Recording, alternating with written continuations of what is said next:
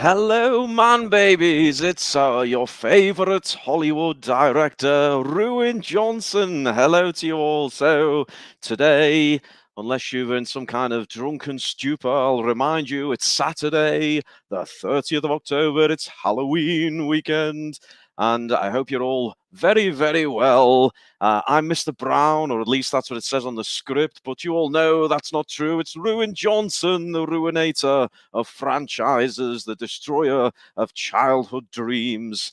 And, well, we have a very, very special show for you today. I've been given the keys to the channel. I'll be doing the hosting, and we'll be discussing the masterpiece, the biggest horror shit show in the history of cinema, The Last Jedi. So strap yourselves in, man babies, get a drink, because we've got a drinking game involved.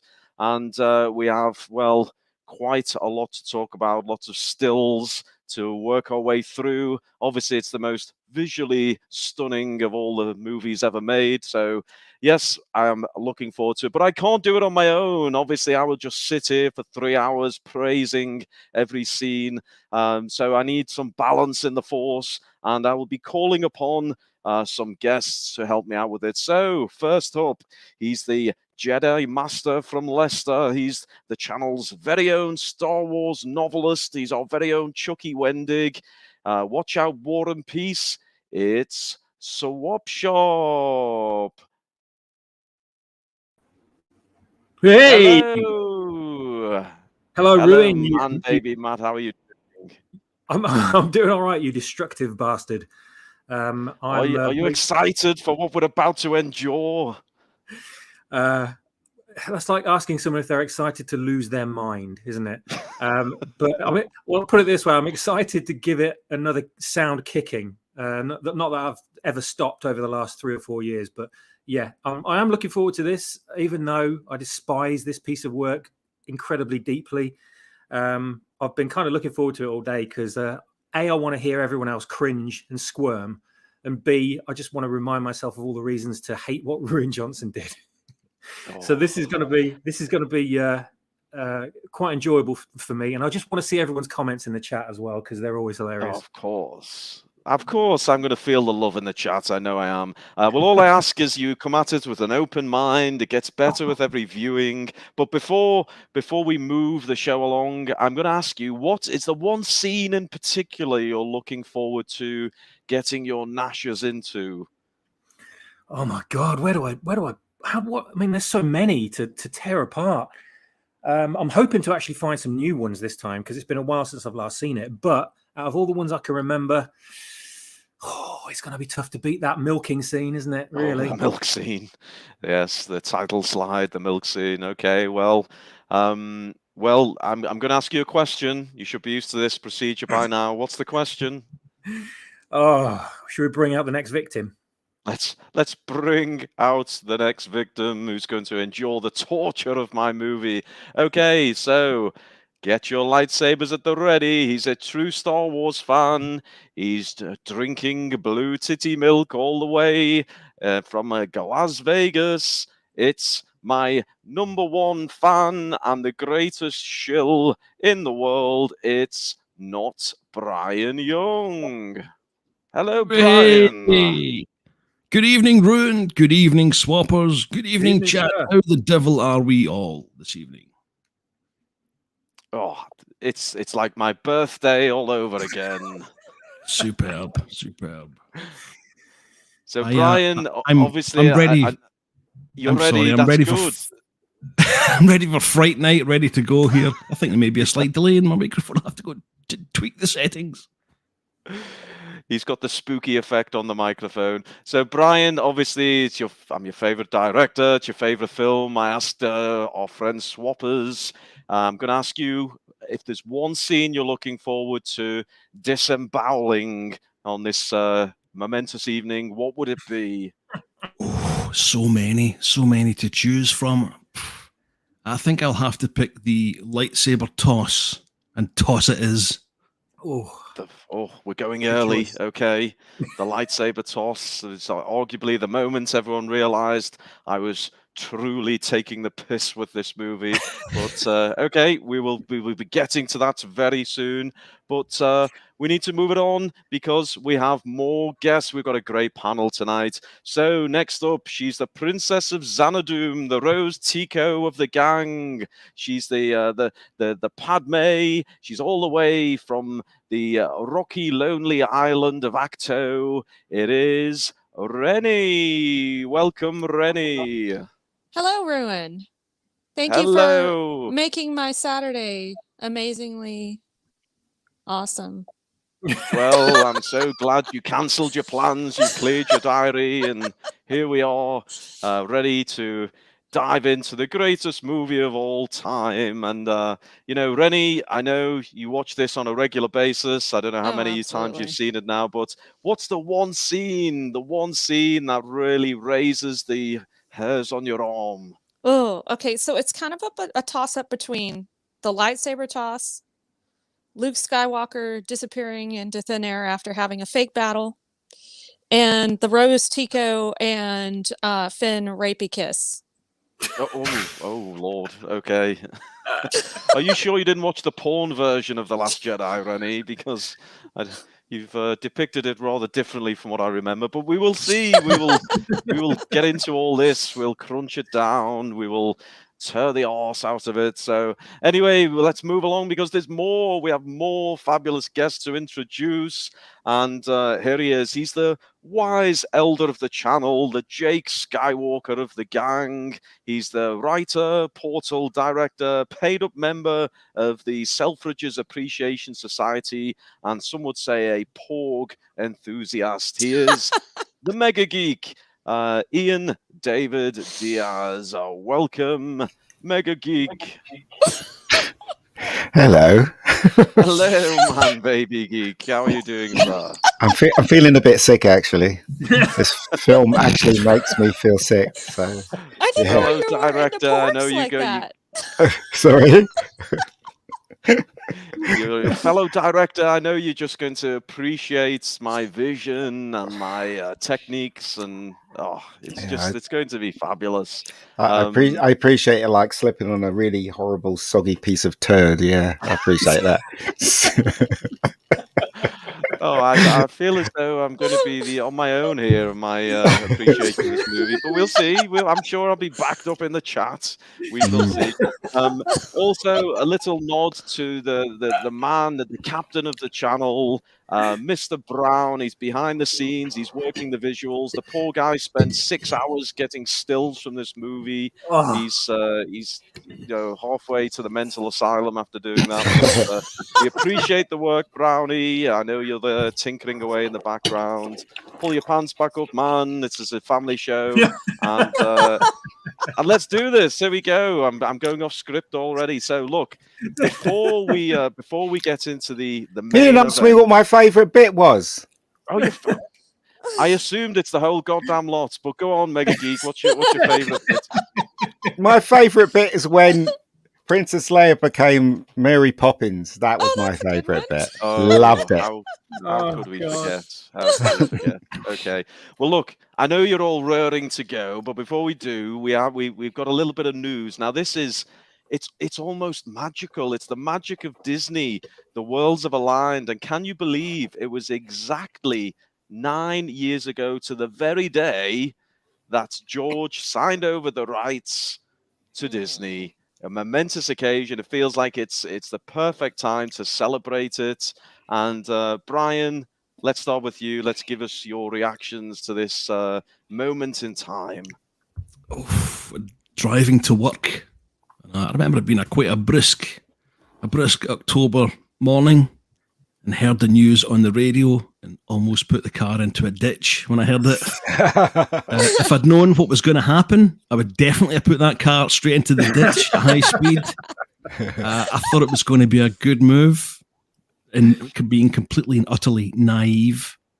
And I cannot believe how it's turned out. I thought the problems that we had in the prequels and that kind of thing would have been ironed out and sorted. I didn't think that Disney were going to get it wrong at all. Boy, was I wrong. Well, certainly was. it was a magical moment as far as I was concerned, but I have to agree with Cruel Birab. Hello, man, baby Birab. He's so right. It should have been handed over to me in entirety, so I could have made all the movies. But you're not wrong, Cruel. Thank you for that. Let's go to Swappers. Swappers, do you remember this day? It's almost like what was it? The day Elvis died, or no? Think of something more positive. The end of World War II? No. Something a little bit better? No. Okay. Swappers, where were you when this news broke, and what were your thoughts? Oh God, I think I was at home. I don't know what I was watching. It must have been something online or something on the internet. But it's the weird Mandela effect memory, because, you know, this image that we're looking at right now, I seem to remember Bob Iger holding a gun to George Lucas and forcing him to sign that contract. And he's actually writing help in big letters at the bottom of it. But, you know, this is completely different. So I guess I've switched universes, because that's what I remember. But, you know, that was the death knell, I think, for the franchise. None of us realized it at the time. We all thought, wow, you know, Marvel had done really well with the MCU, and Disney own Marvel now. So what could go wrong, right? What could go wrong, indeed. And just indulge me, if you would, Swappers. Read out our friend Picat's rather fitting tribute, if you would, please. Picat in the chat says, "This anniversary is better than anyone's birthday, as it gave birth to Ruin's greatness, tossing away the old ways and giving us magic."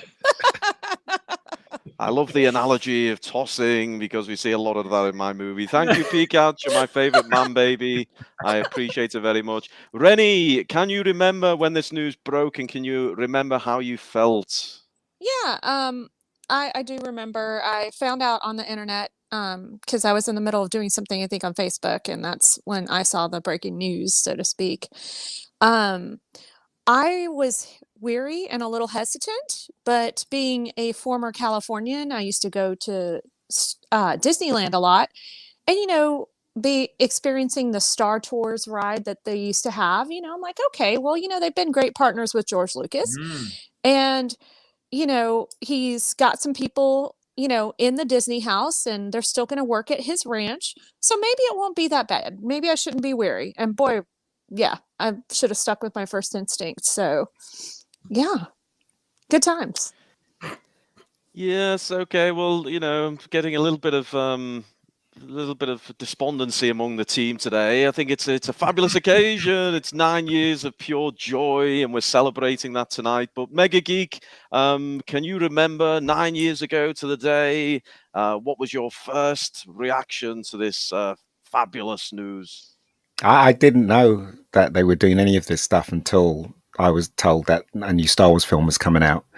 And I didn't know the behind the scenes. I didn't want to know. I didn't see any of the trailers for the movie because I was that excited. I remember people kept saying, "Have you heard of this?" I'm like, "Don't tell me anything. I don't want to know. I want to appreciate the film for what it is, you know."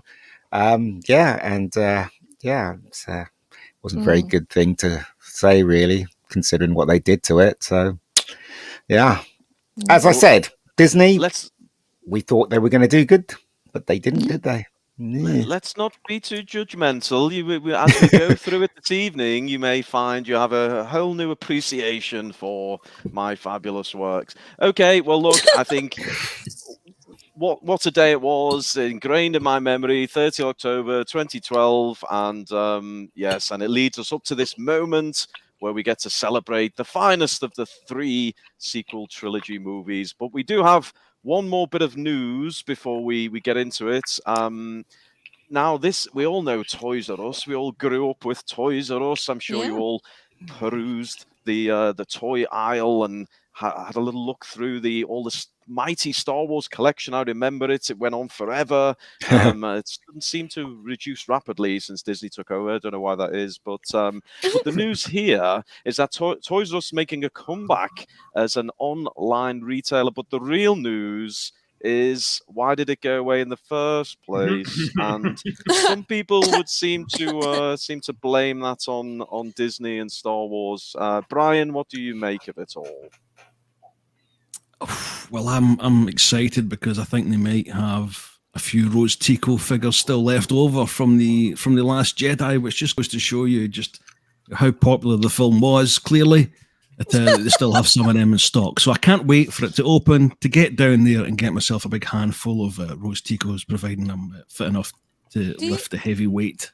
Do you think that they make Rose Tico blow-up dolls for some sickos out there? Oh Lord. That's Good grief. Mr. Brown has entered the chat at the sound of a Rose Tico blow-up doll. He got all hot under the collar at the thought of Renfremus last night, and now we're teasing him with a Rose Tico sex doll. It's That's right. oh Lord. Okay. So Rennie, you're American, Toys R Us American company. You must have fond memories of Toys R Us and the Star Wars aisle, but it seemed to diminish over the years. What are your thoughts on it?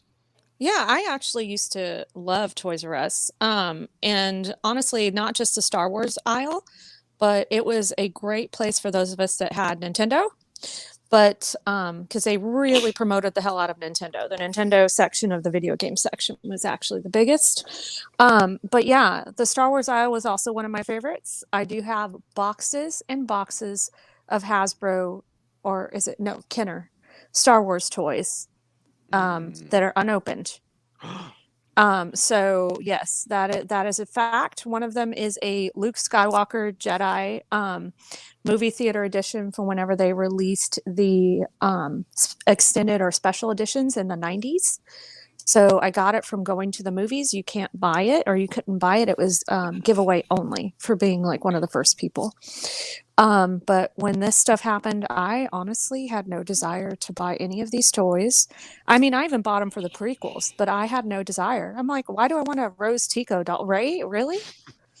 Surfboard? Well, boring Mr. Brown's got some platform? interest in your earlier concept of a blow-up Rose Tico. He says he'll take all of them off your hands, Rennie. So you may have an Sounds idea about of a right. product line. Maybe that's why we didn't do so well with the merch. We had the wrong type of toys. They should have Yeah. been sex toys, not children's toys. But anyway, That's right. Kylo Ren swappers. dildos and yeah. Yes, Dildos. That's not good. three-way.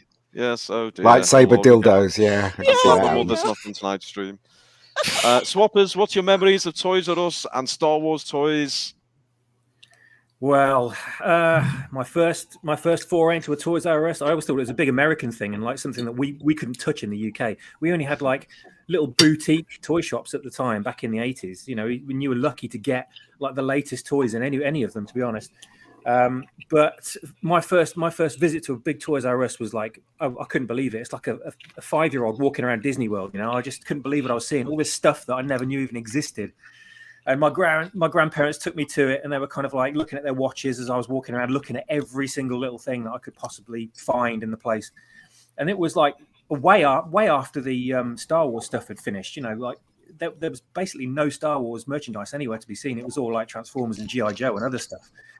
But it was not until the 90s, like Rennie, was when I really started to get into Toys R Us, because they were the ones that always had the midnight openings for all the Star Wars merchandise. So that when Kenner or Hasbro re-released all the stuff for the 90s, me and a bunch of other grown men, man babies, all went to the nearest Toys R Us, the nearest to us half an hour away drive, to buy the first range of all the re-release of all the Star Wars Power of the Force line, and everything that came afterwards as well. So all the expanded universe figures, all the figures that weren't even in the movies, the exclusive figures that they had on sale. You know, we were just in our element back then in the mid-90s. We loved Did you it so buy much. the Shadows of the Empire stuff? Those were pretty cool Got too. it all. Got it all. Yeah, Sweet. I loved it so much. I just walked around going, I haven't got the money for this, but get in my basket. I was just like Right? shoving them off the shelf, you know. And the expanded universe ones, that was just my favorite, because I was seeing figures, actually physical pieces of merchandise in my hands from my favorite parts of Star Wars, which were the Dark Empire comics, which was utterly loved. Mhm. And I couldn't believe I was actually seeing them as physical figures, you know, that were to accompany the same figures that I collected as a tiny little kid. And I thought, wow, this is just incredible. Figures I never thought I'd see. So I just thought, you know, Toys R Us was going to be one of those bastions of entertainment for kids for the rest of time. And then, of course, The Last Jedi came out and hammered a few nails in Toys R Us's coffin, as I do believe. Yeah. Certainly did. And Jonathan Brent in the chat. Hello, man, baby Jonathan. He said he's in the kitchen. He just spat out his soup because he heard Rose Tico blow up doll, and now he's too aroused to finish his dinner. So never mind. But yes, we'll get those products on the shelves before you can say expectations subverted. Mega Geek, take it home, Mega Geek. What are your memories of Toys R Us and Star Wars toys? Never been in Toys R Us ever in my life. Who would want to go in a store that has the R backwards anyway, and the actual title itself makes no sense whatsoever. But I did. I mean, there used to be a store around where I lived called Arden and Hobbs, and it became Debenhams, but they still got to sign up because it's a listed building, and they used to have all the toys of the Star Wars toys and stuff, and that's where I brought my merchandise, merch, as the young people call it these days for some reason. I don't know why, but I remember being in the store and they had the Last Jedi and the Force Awakens toys, and it was there. And nobody was buying it. No one, absolutely no one. And I heard, when I was there, I heard families go, do you want to buy a Star Wars toy? And the kid will go, no, I'd rather have a Nintendo, like that, or Nerf, because in those days Nerf guns were really big in those days, and kids used to buy them with a bucket full. Nerf you could guns shoot and people stuff. without killing them. Yeah, exactly. Yeah. So yeah, no, I mean, Toys R Us is I've only heard of them and I've only seen them in movies, some movies, and seen adverts for it, but I've never been in one. There's never been one around my area at all. So there you go. I mean, I can't understand why no one would want to buy a grumpy, sad old suicidal Luke toy, or a Admiral Holdo in a ball gown and purple hair toy, or a Rose Tico in a sackcloth. I mean, these are just legendary toys. I don't know why no one was buying them, but hey. What are we going to do? So look, we're going to do it, man babies. Are we ready? Are you ready to experience the last Jedi scene by excruciating scene? We Rip are going the to Band-Aid take off. it on. Let's do it. Okay. Grab a drink. So I mentioned earlier that there is a drinking game involved here. So I hope you've all got your drink at the ready, because I've got some what we're going bourbon. to do, every time we talk through the scene and a character is ridiculed, you're going to take a drink. So you may find yourself plastered by about the 15-minute mark, but we'll see how we go. Okay, let's do this. It is Star Wars: The Last Jedi. Oh, Mr. Look, Brown, Ray's giving what's his name a haircut, isn't she? Look at that. She's giving him a haircut. See that? You see that on the poster? That's crazy, right? That's the closest we got to a lightsaber battle in the whole movie. That's crazy. What a stupid poster. It really is. Terrible. Yeah, it's awful. Yes, it's I drew that one, but never mind. Okay, but look, before we do it, I'm going to give you some of the usual stats and background and so on. So, Star Wars: The Last Jedi, 2017. It's 4 long, painful years. The runtime 2 hours 32 minutes. Directed by yours truly, Ruin Johnson. Written by yours truly, Ruin Johnson. And starring, while we have a star-studded list here, and I'll go from most important to least important. So we've got Daisy Ridley, we've got Carrie Fisher, Adam Driver, John Boyega, Oscar Isaac, Andy Serkis, Domhnall Gleeson, that's a difficult name to say with this silly accent, Anthony Daniels, Kelly Marie Tran, Laura Dern, Benicio del Toro, and some bloke called Mark Hamill. I don't know, he didn't have much of a role in this movie. Produced by that right. J.J. Abrams, Kathleen Kennedy, and several other man babies. Music by the esteemed John Williams. Visual effects by LM. And, of course, we should say, in all seriousness, Carrie Fisher, our princess in loving memory. The budget was $317 million. The gross, eat this, man babies, I can't even pronounce this figure, 1.3 billion, I believe it made on its worldwide gross. So there you go. Apologies to Ron Howard for Solo, for the movie that come after it, and of course for all the merch which is buried in the Sahara Desert. But anyway, there's the stats, there's the background. Let's do this.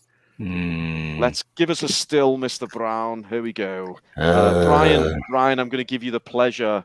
Would you read the famous crawl? A long time ago in a galaxy far, far away. Ba, ba, ba, ba, ba, ba, ba, ba, ba, ba. Oh And if you dear. read the Episode rest- 8, There we The go. Last Jedi. The First Order reigns. Having decimated the peaceful Republic, Supreme Leader Snoke now deploys his merciless legions to seize military control of the galaxy. Only Fair. General Leia Organa's band of resistance fighters stand against the rising tyranny, certain that Jedi Master Jake Skywalker will return and restore a spark of hope to the fight. Why? But the resistance has been exposed. Oh. As the First Order speeds towards the rebel base, the brave heroes mount a desperate escape. And desperate it was. Dot. And here we go, the opening scene. So we've got the rebels, and they appear to be in some kind of evacuation. And yes, I believe that's Carrie Fisher's daughter, isn't it? It's on the Yes. Yeah, right-hand Billy side Lord. there, yes, yeah. Yep. And this is where it all starts. So, Swappers, can you remember this moment? You're in the cinema. It's all very exciting. What was your first reactions of the opening crawl and this first scene? I was still reeling from the fact that I thought I'd missed a movie because the first line of the opening crawl was "The First Order reigns." I was thinking, hang on a minute, 2 years ago, didn't the First Order get defeated?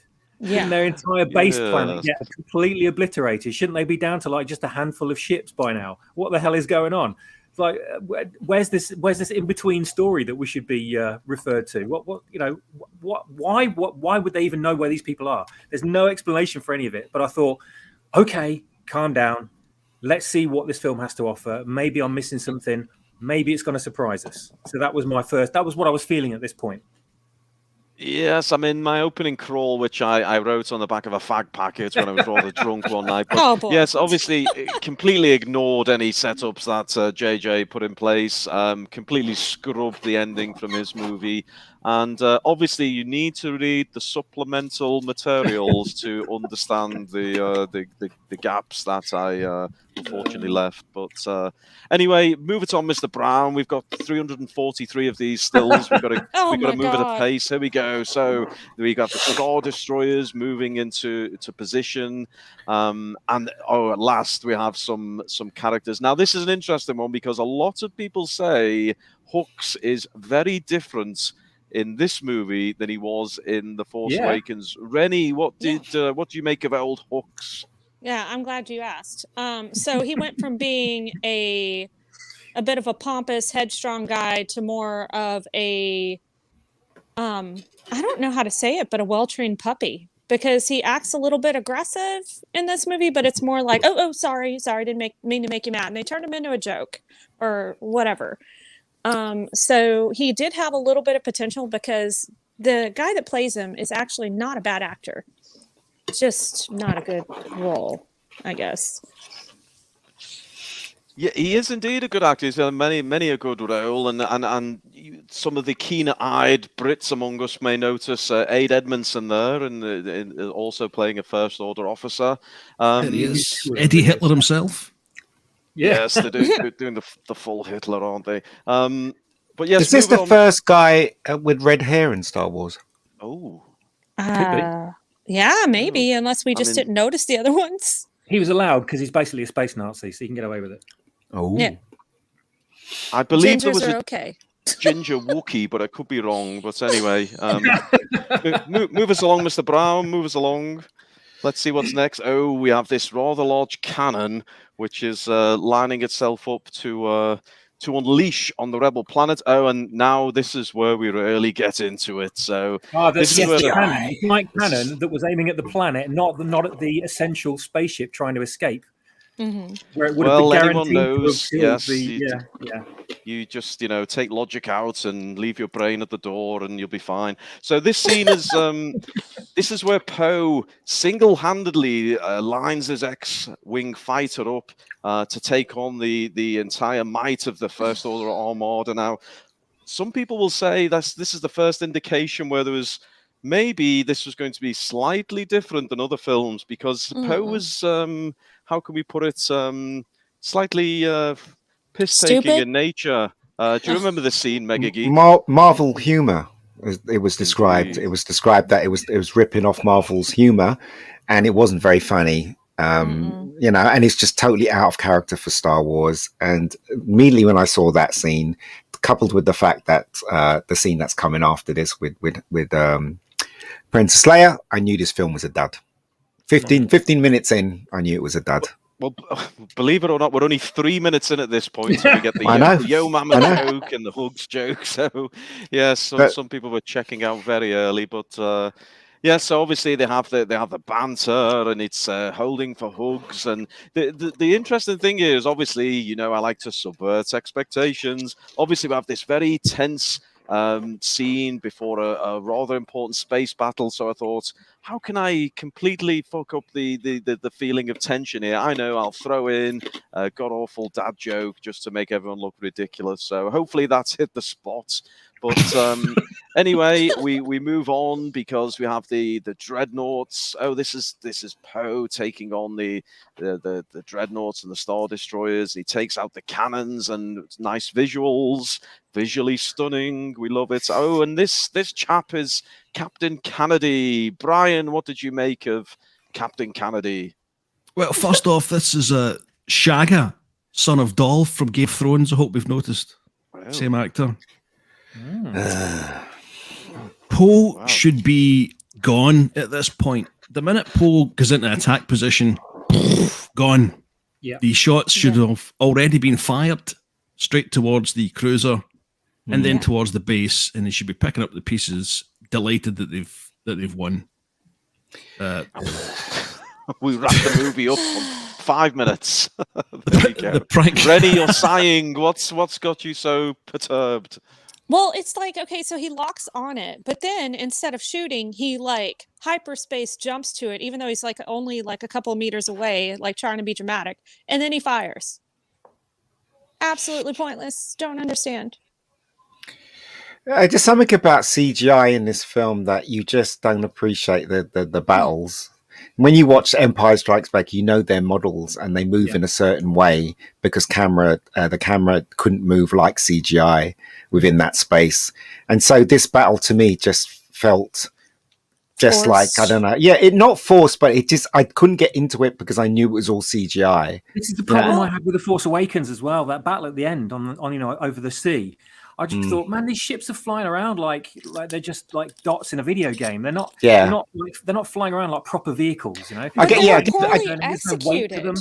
No, Yeah, but I way give you the an battle example, right? flowed. So I give you an example, right? So if you look at the asteroid seal in Empire Strikes Back, the way the ships move, they had to move that way because the cameras that they had in those days, they could only shoot it in a certain way. With CGI now, the camera can go straight into a small gap, go right out because they're creating the entire universe within the computer. The camera can go anywhere, which that in itself takes you out of the film. Do you know what I mean? So It takes the It also realism means- away. Yeah, it also means that they're just going over the top with their effects instead of actually less is more, you know, and trying to make it look like the originals, which Rogue One did really well, I think. yeah. Rian Johnson's just basically puppeting around some ships like they're nothing, like they're like cartoon characters. They're like fish in a tank. They don't move like heavy starships would. Even No, they don't. You know, but that's how they should do. And he, you know, if he had any wherewithal about him whatsoever, he would have known to try and. Well, he didn't want to. Continuity wasn't an issue for him in any respect, so I'm not surprised. But at this point, I knew something was wrong when his ship was like drifting around like something from Fast and the Furious. So I thought, oh no, this isn't good. I just it doesn't help that you don't have much investment in a whole load of the characters that are there. Yeah. There's a lot of new characters introduced at the one time, and Poe is really the only one that we know anything about. So, and he got slapped down, didn't he? Yeah, By the real women. hard. sure, we'll get to that later. Yeah. Well, you mentioned Rogue One, and of course I seem to remember they reused some footage from the original movie, so that would have really helped with that continuity with the original space battles. But this brings us to what I believe is one of my finest creations. It's the fantastic slow bombers, the basically slow moving targets full of fucking bombs. The slightest shot of a TIE fighter makes them explode, and then they explode into the one next to them, and it's just a pretty fireworks show. And worst of all about them is they have to be directly above their target to release the bombs. So that it's I do believe this is one of my finer moments. Brian, That's what the did you most make of stupidest idea I've ever seen on Yes. film in my life, especially a sci-fi, for God's sakes. Yeah, Really? that's dumb. That's a case of deciding what scene you want to be in a film and then writing round about it rather than the other way about. Why do they need to be above the target? There's lasers that go. You can fire anywhere. Why does the bombs need? And plus, there's no gravity in space, so why would they be dropping downwards? I'm just confused personally. Well, I can answer that one for you, because if you'd read the supplementary material, you would know that they have magnetic kind of shielding on them, and that sends them downwards. But that was an excuse someone bullshit. He just wanted to copy a afterwards. war film, didn't he? That's what Ruin wanted to do. Copy a war film with the bouncing bombs and all that. And that's what he wanted to do. And that's what he did. So the 50 bombs years were- before bombs were- this, The bombs were magnetic, so they were attracted to the big metal ship, but they weren't attracted to the metal ship they were being dropped from. Yeah, Yeah. that was weird. I We didn't may need understand that another either. supplementary novel to explain that. So we have Tally here is also leading the attack, and of course another character we may see is Paige Tico. Now, obviously, we all know we're going to meet Rose Tico, but Paige Tico is one of the pilots of the bombers. There's an unfortunate rebel. Is that Porkins? No, it's not Porkins, but there's someone getting. It's a white dude. It's a white dude. He's getting killed. Well, take a drink every time a white dude is ridiculed, because there's plenty of it. We've already had Hooks. I forgot to say, take a retrospective drink for Hooks getting yo mammoed by Poe. That's your first large sip of the night.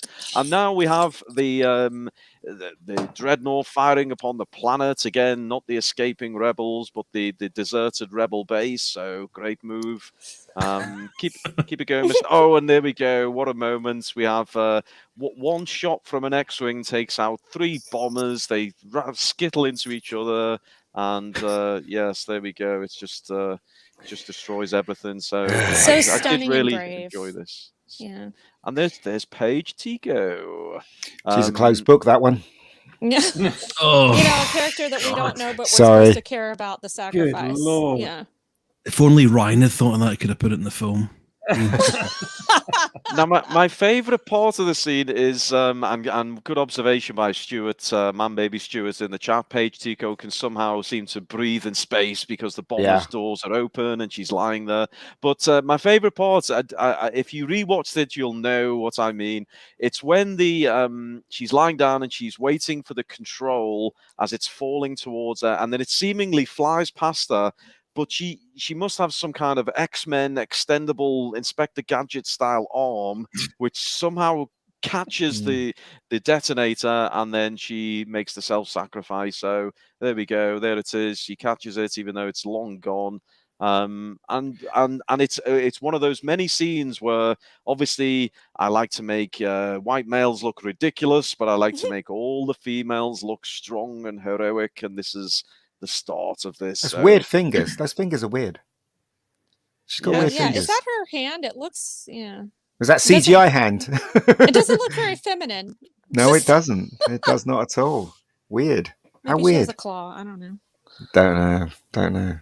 I think Kual Barab is nailed it. She actually used the Force on this particular moment of the plot. So She's got the Force as well. Yeah, well, everybody does. Anyone can have the everyone's got it now, yeah. Force. You just need to believe. Yeah. You just reach okay, out so there and grab it. That was Luke's fault. He never believed enough, but everyone else did. Yeah. Yeah, sad old Luke. Grumpy old Luke. I can't wait to see him. Okay, so all the bombs go dropping, and we have a bit of an explosion, I guess. There she is. Close her eyes, holds onto a little necklace. Joker's joined the chat. Has he got something nice to say? No, get rid of that comment. What the hell's going on? Oh, Christ's sake. Okay, so we have the big explosion and keep it going. Brownie, what have we got next? It's Leia. We should really pause to reflect on Leia. So I really love Well, that. why is Leia hairdo. dressed That like a is man? Stunning and brave. Her hairdo, everything. She looks amazing. Why is she dressed like a man? Yeah, ridiculous. It makes no sense. She looks awful, to be honest. I was being sarcastic And that earlier. hairstyle's awful. Why? Yeah. Why? Just for God's sakes. Maybe Seriously? she was like maybe she was transitioning, and we weren't To I don't know. what? To Prince Leia. I don't know. Prince Leia. Seriously, what a movie! What a goddamn movie! We're like a seriously. minute in, and we're already like just completely despair. I think she was wearing a general's outfit, like at the end of the previous film. You know, why did she suddenly get changed into where was she going? Like a funeral? muumuu What or the something. Yeah. God, jeez. I mean, it's like Holdo as well, isn't it? Like, what kind of dress is this for a military operation? Well, why is everybody wearing brown in the background? Because the movie this is shit. It's so sad. It's depressing, like Alien 3, isn't it? Where they're all wearing these drab rags, drab, colours. yeah. It's It's miserable. called foreshadowing, you man babies. Keep up with me. So that's Leia, and obviously, grumpy Luke, grumpy Leia. But I like this scene because we've got Snoke, who we know is going to be the big, powerful bad guy. But yet again, take a drink, everyone, because poor Hux is ridiculed again. I believe he does a rather girly scream. He's face palmed on the floor, and he really is. Yes, he's really take the piss out of him in this film. So, Brian, thoughts on Snoke's appearance and the piss taking of Hux, as we'll call it. It started way back at the prank call, and I think on Twitter Ryan Johnson mentioned that it was similar to the scene where they rescue Princess Leia in Star Wars 1977. The big difference is that the Imperials keep their gravitas and they keep their threat level.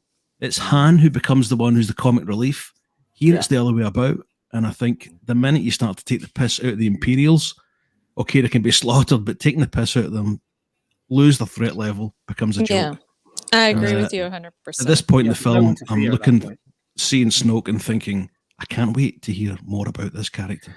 Well, in 15 minutes into this film, you realise that they have no respect for the original Star Wars or even The Force Awakens, because they're actually changing the rules of Star Destroyers and the way things are in space and stuff like that. So I remember 15 minutes into this film, I was thinking to myself, this is not Star Wars. This must be some fan film or something, especially with the Marvel jokes and and suddenly, as Swapper said, suddenly they're in charge now. I thought they were fighting to regain control in the last movie. Now suddenly they're the rebels on the run. When did this happen? It's just an awful film.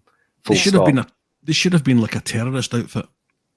No. That's all they could have been at that point.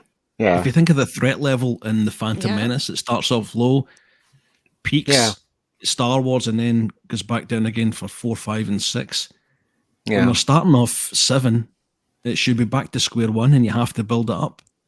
Yeah.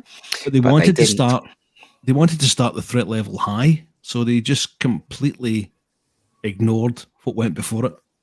But look at the design of that studio there. It's so nondescript. There's no imagination in that at all. Look at it. It's just squares and a couple of lights in the background, and what's that white stool over there? I know what the hell that is. And one stormtrooper at the back, and that's it. There's nothing new about this at all. Mm-hmm. It's just, the designs. I mean, if you look at the art of books, there's so many brilliant designs. Yeah. But it really needs George Lucas to prune out the best ones and give it that look that it needs, and it misses it. This trilogy misses that big time. It's so forgettable, isn't it? Everything about it's forgettable. Apart from the horror of it, it's forgettable. Oh, Yeah. for God's sake, we've not even got to the best bit yet. We've got the lightsaber toss coming up in a. So believe it or not, we're actually only about 12 minutes into the movie here. You've had so much Oh. entertainment so far, but Oh, and here we go. no. Here we go. So get ready to drink, everybody, because we're about to ridicule another character. This It's has because he's been- black. That's why. It's because he's black. That's what it Yes. is. We took him off the poster in China. We put him in a back suit. We had him pissing water all over the place, and then we send him off on a pointless side quest. It's, That's right. It's our old friend Finn and Mayor McCheese there with the Yeah. bacon recognition. Bacon, in the bacon. chat. Mayor McCheese. So yes. So what was the thoughts point on of this scene, Finn? though, Ryan? What was the point of this scene? He comes out, walks around, water coming out of him. Why do they disrespect him like this? Okay, You know, I'll level in with you. Empire, when Luke was recovering, they didn't have him come out the thing with water pissing all over him, did they? They treated him with respect. What is this all about? Seriously. Well, okay. I'll level with you. I'll give you a director's insight here. I know you can't keep up with him on Man Babies, but listen up here. This is going to be important. Basically, I didn't know what the fuck to do with Finn, so I made him a comic, side piece, and then sent him off on a pointless mission, and then obviously sexual assault victim by the end of the movie. There we go. That was the full extent of Finn's arc in this film. So. And PCAP makes the observation it's actually not water coming out of him or back to fluid. He is actually pissing himself.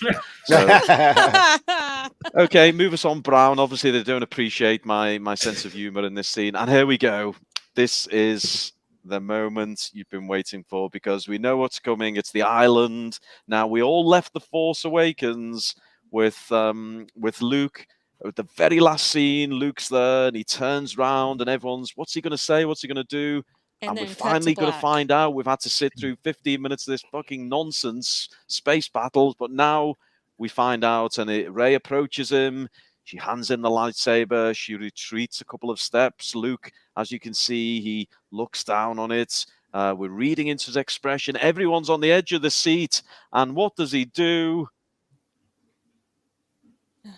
Mr. Brown, there we go. He chucks it over his fucking shoulder. So we need to hear from everyone on this. Brian, start us off. Seriously though, Oh, Ryan Johnson must have thought they're all going to laugh at this. They're going to love this. He must have thought that when he wrote it, and everyone in the audience just went, "What?" Do you know what I mean? Oh, I think I actually screamed, "What the fuck!" at the theater.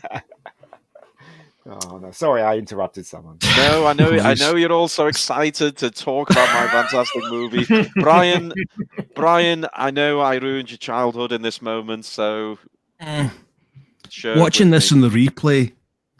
I mean, I've seen it several times, but it's been a couple of years since I've put myself through the ordeal of watching this. And even when he's got it in his hand, even when I know what he's going to do, I'm still thinking, please don't do this.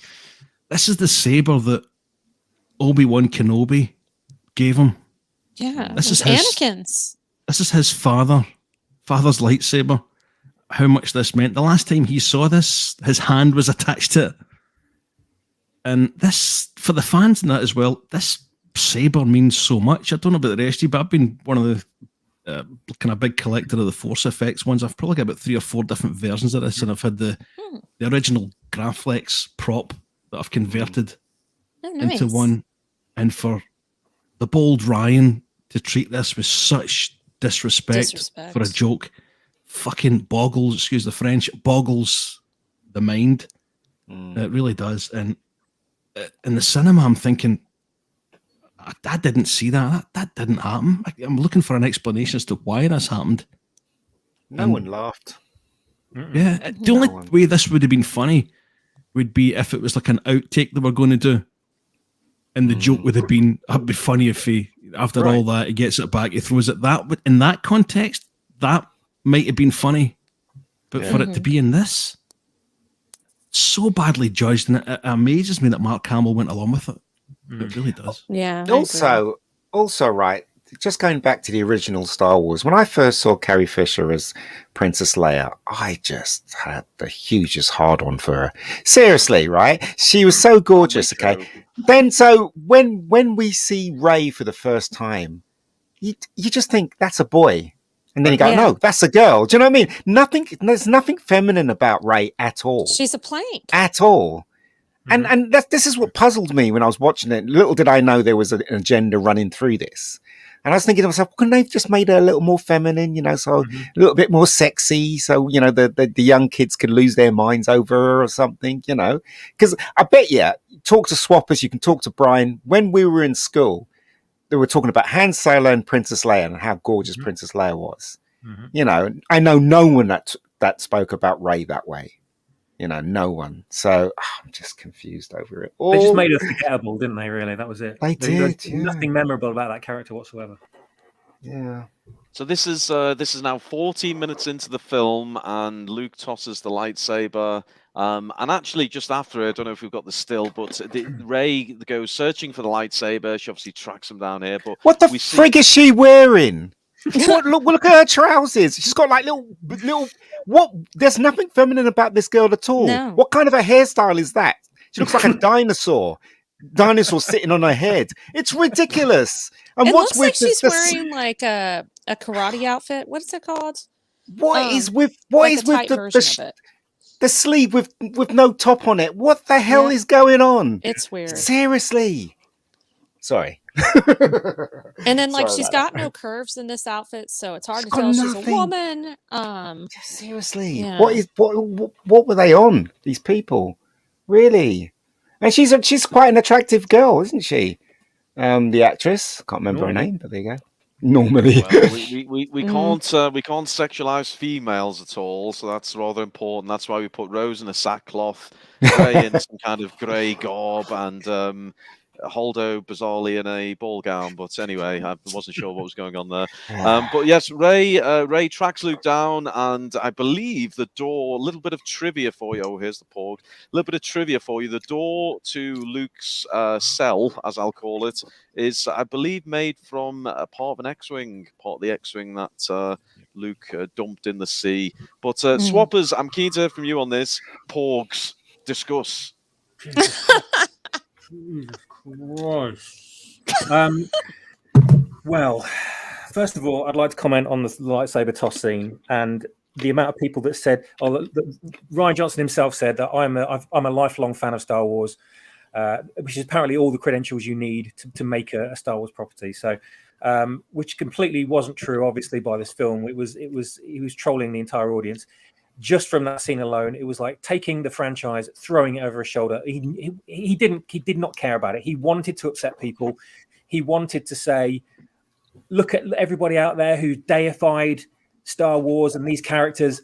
This is what I'm going to do with them, because you're all idiots. You're all pathetic nerds, and you all need to get a life and abandon this franchise and go out into the world and live properly instead of living your life through movies, that kind of thing. That was his subtext he was trying to put across. And that was the whole reason behind that scene. It was taking 40 years of prestigious sci-fi history that everyone loved, universally loved, and destroying it in one fell swoop, because he had to make himself feel more important than everyone else. So to do that, it was by destruction. So that was that scene. And then it was the next scene where it's where the tedious scene where Luke slammed himself inside his hut, and the door's made from an X-wing that we see later on that's in the lagoon that's miraculously suddenly is flying again without any repairs in the following movie. But anyway, this scene here with the Porgs, they apparently created Porgs to mask the sound of the wildlife on the island that was always in the background. And oh wow, I guess I didn't pay attention to the trivia for this movie. I can't imagine why. No, I can't imagine. Basically, it was Rian Johnson's attempt at making another Ewok-style character, right? So something cutesy on the screen for the little kids, and obviously Disney loved it because it's merchandisable. That's the only reason these things exist. There is no reason whatsoever for these things to be on screen at any point. But again, we've got Rian Johnson's masterful MCU-alike humor right here, where he's cut away from what should have been a quite a serious scene, and we've switched to a Muppet comedy sketch, with a Porg staring down the barrel of a deadly weapon, and the other one hitting what's supposed to be the actuator switch to kill it. I think like 2 days after the film got released, there was someone online that created a GIF of the Porg getting sliced in half by the beam. Oh my god! May I just praise Ryan Johnson here for a second? Yeah, go ahead.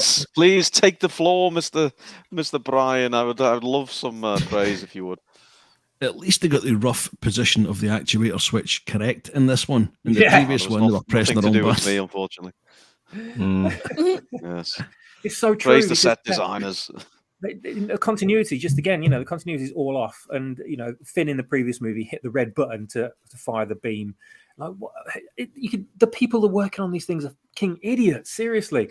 So at least Ryan Johnson somehow got that right for every other mistake he made. He got the most inconsequential detail correct, and it was in this scene here. It was completely irrelevant, unnecessary, and again, awkwardly and unnecessarily placed humor, and it just made my blood boil. Do you know what, Swappers? I think you're wrong about Ryan Johnson, and it's not. Ooh. Yes, I don't think Ryan Johnson wrote it to subvert us or basically to upset us. I think he wrote it to please Kathleen Kennedy, because remember, at that moment in time, he wasn't a big director. He made that time travel movie and stuff like that, but he was just on the outskirts. So what better way to be noticed as a director and get more work than to do a Star Wars movie? And so he basically courted Kathleen Kennedy, gave Kathleen Kennedy what she wanted as a Star Wars film, because JJ was going to give her some of it, but not all of it. But Ryan gave exactly what Kathleen Kennedy wanted. The tone of this film. Kennedy that was trolling the audience. Then. Yeah, I think so. I think because he wanted to be part of that world and wanted to be known as the man that made Star Wars. He basically kissed her ass and wrote this shit, and she loved it. That's what I think. I don't think he has enough balls or even imagination to write something this stupid. Do you know what I mean? Valid theory. I'll give you that. Yeah, well, that's what I think anyway. Maybe Ruin can raise some light to that. Well, okay, okay. Let me fess up. It's true. Kathy had my balls in a vice as I was writing the whole thing, and yes, I had to really just follow what she wanted. So I didn't know we'd talk about Porgs for so long, but anyway, you're obviously big fans of them. But this is the scene Swappers was referring to, the X-wing, Luke's X-wing in the lagoon.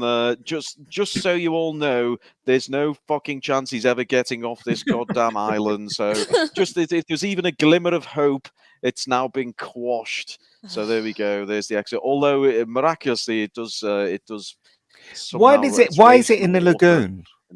Is it just copying Empire Strikes Back when it was in Yoda's place and it was in? I think so. But why is it in the lagoon? Did he do it deliberately? Did he put it in there deliberately, or what? Why did they explain why it's there? Even though he has force powers, he crash landed like a fool. Visually stunning is the reason. Oh God! Yeah. Nice little touch by John Williams playing the same music from Yoda. You mean that one? I can't remember. Andy from Club Star Wars will be able to give you the exact detail, and he's superb at that kind of thing. Peacat in the chat. Thank you, Peacat. You're flying the soul flag for my movie. Ruin wrote this for intelligent people and not commoner man babies clinging to the past. Thank you, Peacat. I appreciate you. Your tickets, Galaxy's Edge, are winging their way to you now. And this is the moment I've been waiting for, because talk about visuals. We have the throne room and Snoke. So Rennie, take us through your thoughts on Snoke and the throne room, if you would. Oh, puke. So, like, you remember in the first movie, Snoke was, I don't know why they did this, but the way that they showed him on the hologram, he was freaking humongous. So I didn't expect him to be quite that large, but I didn't expect him to just be like regular size. And I know how that sounds, but when you come across him, he seems like this frail, like mutated piece of garbage and not threatening at all. There was no point in making someone who was force sensitive on the side of evil that wasn't a Sith. I didn't see the point of that. I don't know. And not to be mean or anything, but he did kind of sound like Gollum. And I get the fact that it was Andy Serkis that did it, but it was very Gollum-esque. He even looks kind of like Gollum. Can you explain that? What happened to the rest of the set? How comes everything's all red? What did they just run out of money or something and just decided to paint things red? He's on the dark side, so there's red everywhere to symbolize dark side. Yeah, but hold on, this is just ship, right, or wherever they are. So haven't they got walls, ceiling, maybe just all red? Where's the rest of the set? It's essentially curtains. You see it later on when it all burns away, and you can see it's just glass. Is this some kind of glass allegorical subtext for women's periods? Oh god! Oh lord! Do you know, this shot Snoke actually reminds me of. Thanks, Brian, for changing it. This shot just reminds me of the end credits on Mork and Mindy. Oh yes. Just expect to see a white egg rolling about in the corner with a guy coming out and shouting Shazbot. Well, get ready on those playing the drinking game, because we have another moment where a character's ridiculed, and of course it's a male character, a white male character. So this is where Snoke ridicules Kylo. First of all, he says, "Take off that ridiculous thing," referring to his mask. Then he says how he was bested by a girl who had never held a lightsaber. And then finally, just in case he hadn't rubbed salt in the wound already, he says, "You're just a child in a mask." And that was my attempt to big up the main bad guy in the movie by absolutely ridiculing him. So poor Kylo, he really had his arse handed to him in this scene. But never mind, there we go. And there he is. In fact, he's getting zapped, is it, by Snoke? What do we all make of Snoke's attire, the old gold bathrobe? Oh, it's lame and want to be just come out of the shower, Hefner-esque. Yeah. The colour was really decided because they'd already had the scene in the background, and they figured, what's the best colour to go against that? And someone put Where's gold. the door? Where's the door in this ship? It's all red. It's behind them. Really? They don't have a door. They have a transporter. You can't see. Oh, okay. They don't have a door. They have the Force. In this scene, there's kind of an apology, or at least try to help out a little bit of a slight problem in The Force Awakens, that being that Rey was able to best him. Snoke said he was unbalanced because of what he did to Han. And Kylo says Han Solo, just in case you don't know who he was talking about when he says Han, clearly. And yeah, you have a red set and you have red stormtroopers in the background. It's just, it's just so stupid. Just a washout, yeah. Yeah, stupid. This is the tip of the iceberg. Okay, I understand this scene's not for everybody, but we'll move it on, because I know we've got a particularly good scene coming up that we're working towards. But there's Kylo, he's sulking. He's got the scar's been moved miraculously. Is that a car drove over his face or something and left a tire track on his face? That's what it looks like. Can you explain how a scar moves from one part of the face to another? Or how it does a bit. Yeah. Look, it's a good question, but it's a story for another time. So we'll just leave it at that. But how can Princess Leia and Han Solo, who are both good-looking people, create someone like this? I mean, let's first say he's not the best-looking chap in the world. Let's face it, right? He's fugly, yeah. Crazy.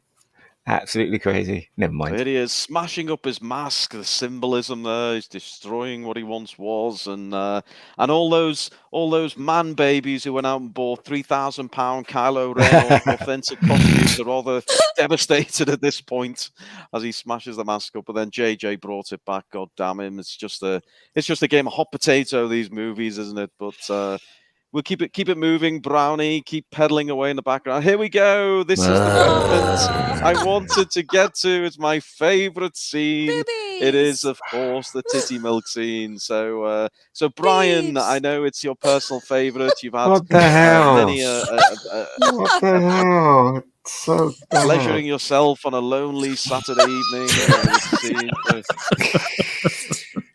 Break it down For- for us, Brian. For me, Which- the one jewel in the steaming turd that is the sequel trilogy is Rey's theme by John Williams. Oh, The yeah. Last Completely Jedi ruins it by having that bit of music as the intro before the Thala Siren milking scene. The fact that Ruin Johnson spent $3 million for a 25-second scene that absolutely humiliates one of the most inspirational and popular characters in pop culture history just defies belief. When you see the damn thing getting brought in via helicopter to Skellig Michael Island, then fuck me. Well, The what lengths they went to for this. just sitting there? Why are they just sitting there? These creatures. Just know, chilling, if you really- they don't have a job. They just, they're just hanging out. If you really have to have, if you have to have a milking scene in this film, if you've got some kind of strange fetish or whatever, Rey has to be the one to do it because she's the student. She should be doing the unquestioningly horrible tasks and just giving up to the authority of her teacher. Instead, this happens to change the fucking. Oh, please! This is just so sickening. Seriously. Oh, jeez.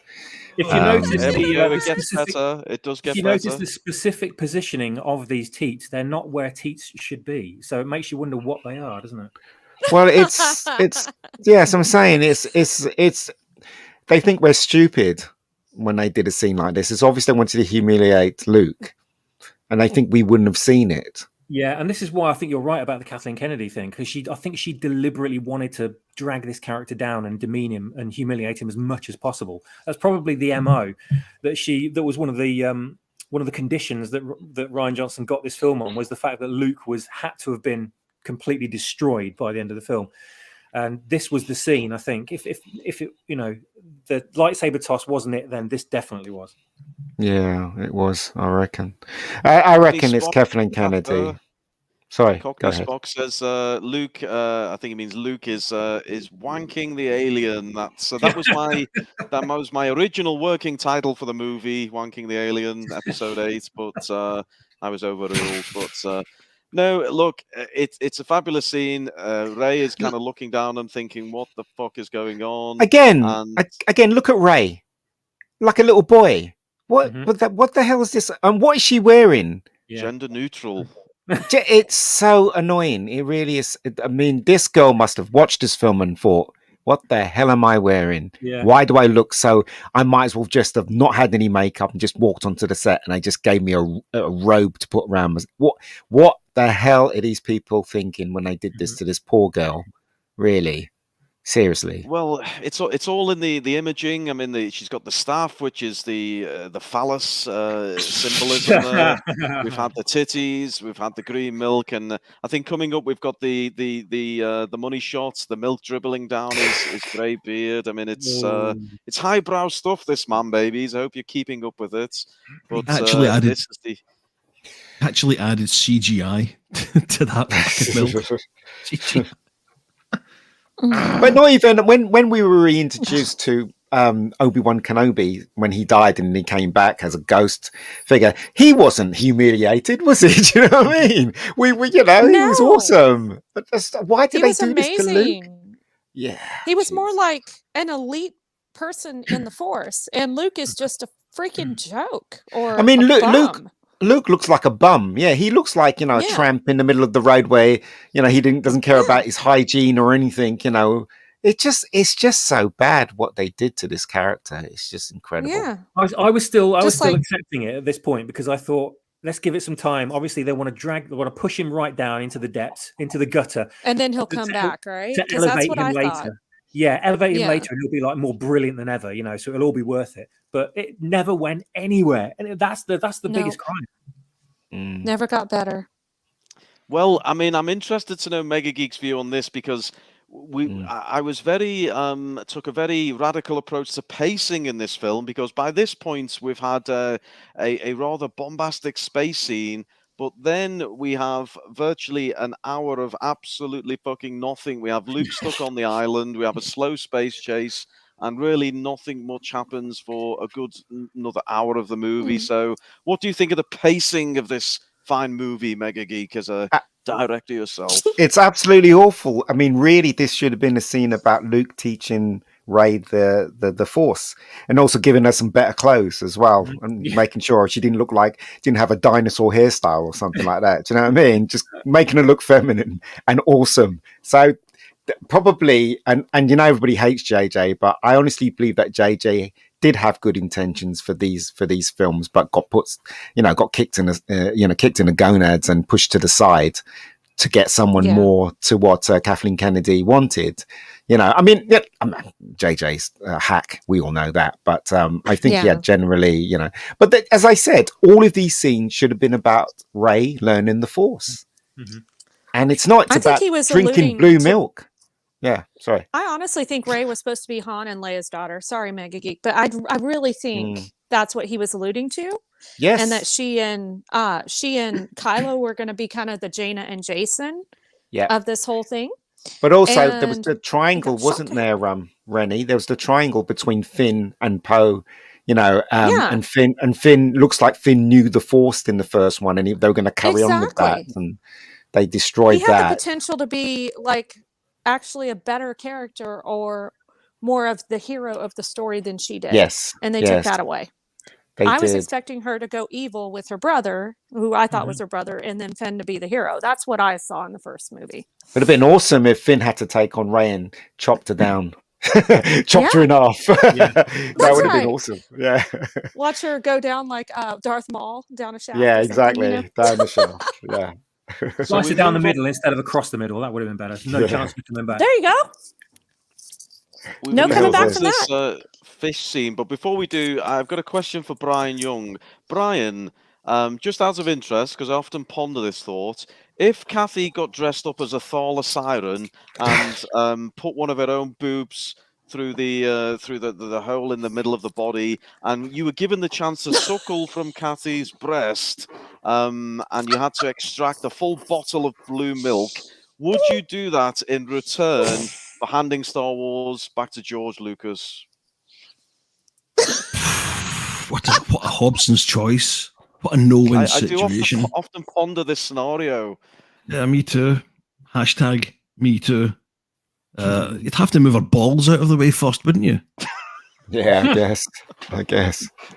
But look how depressing that island looked. You know what I mean? I mean, it's really depressing. It's grey. It's just and we found out that Luke's a tramp now, and he drinks titty milk, and it's just. But depressing. Dagobah looked pretty devastating, but it looked awesome. Being hopeful, Yes. So, this was just pointless crap.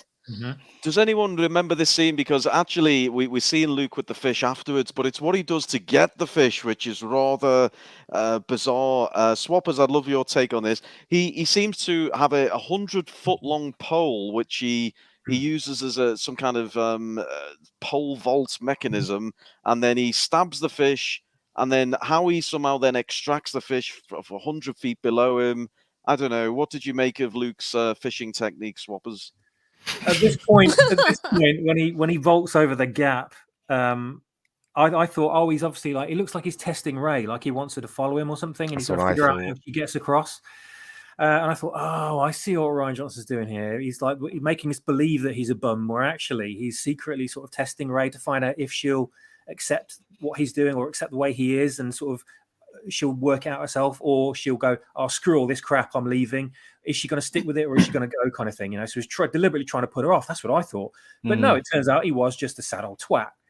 And so he's vaulted across this gap, and he's at that very point when he looks up at her, I thought he's thinking, come on then, you're going to follow me, kind of thing, let's see how brave you are. But no, he just then spears this thing that's supposed to be some kind of fish. And then I thought, hang on a minute, you're using a pole to get over a gap, to spear a fish, to pull up from the water. How are you getting out of there? If you got across to there using the pole, how are you going to get back again? He uses the Force. Yeah. But he can't. He's cut himself off from the Force. Yeah. I didn't think about that. We thought it was going to be a Mr. Miyagi situation where it seemed like Mr. Miyagi was making him clean cars for no reason. Yes. But we thought this was what happening, but obviously wasn't. just after this, there's a little scene, almost exactly the same as what Swapper said there, where just before Rey goes into the sort of tree cave, Luke turns back, and I thought, that's what they're doing. They're having him behave as if he's Yoda. He's testing her out, and that explains everything. Thank God. At least it's starting to make a bit of sense. Nope. Expectations truly subverted.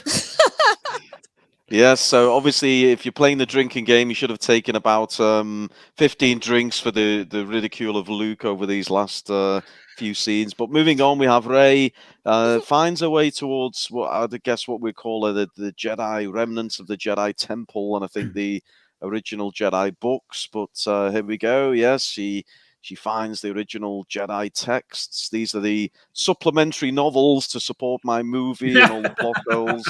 But anyway, Rey fingers through those, and Luke comes across and questions. And this is where we finally get a bit of interaction between Luke and Rey.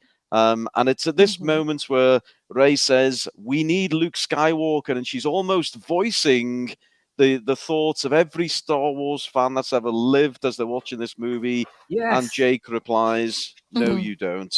And then he comes up with that ridiculous laser sword line that which was me just really taking a piss at all the man babies, you know. But anyway, I'm keen to move on because I've just seen Poe and Leia now. Very famous scene here because a lot of people say Leia is very out of character because, well, she's just an utter bitch in this scene. She slaps Poe and then demotes him. I mean, Rennie, what do you make of this as a female yourself? Is this a strong female, or is this completely out of character for Leia? Completely out of character. It's not like he did like Han Solo and tried to kiss her or something, like he would. I mean, look at her; she looks hideous. But like, you know, So everything that made the Rebel Alliance what they were in the first trilogy has completely been undermined in this trilogy.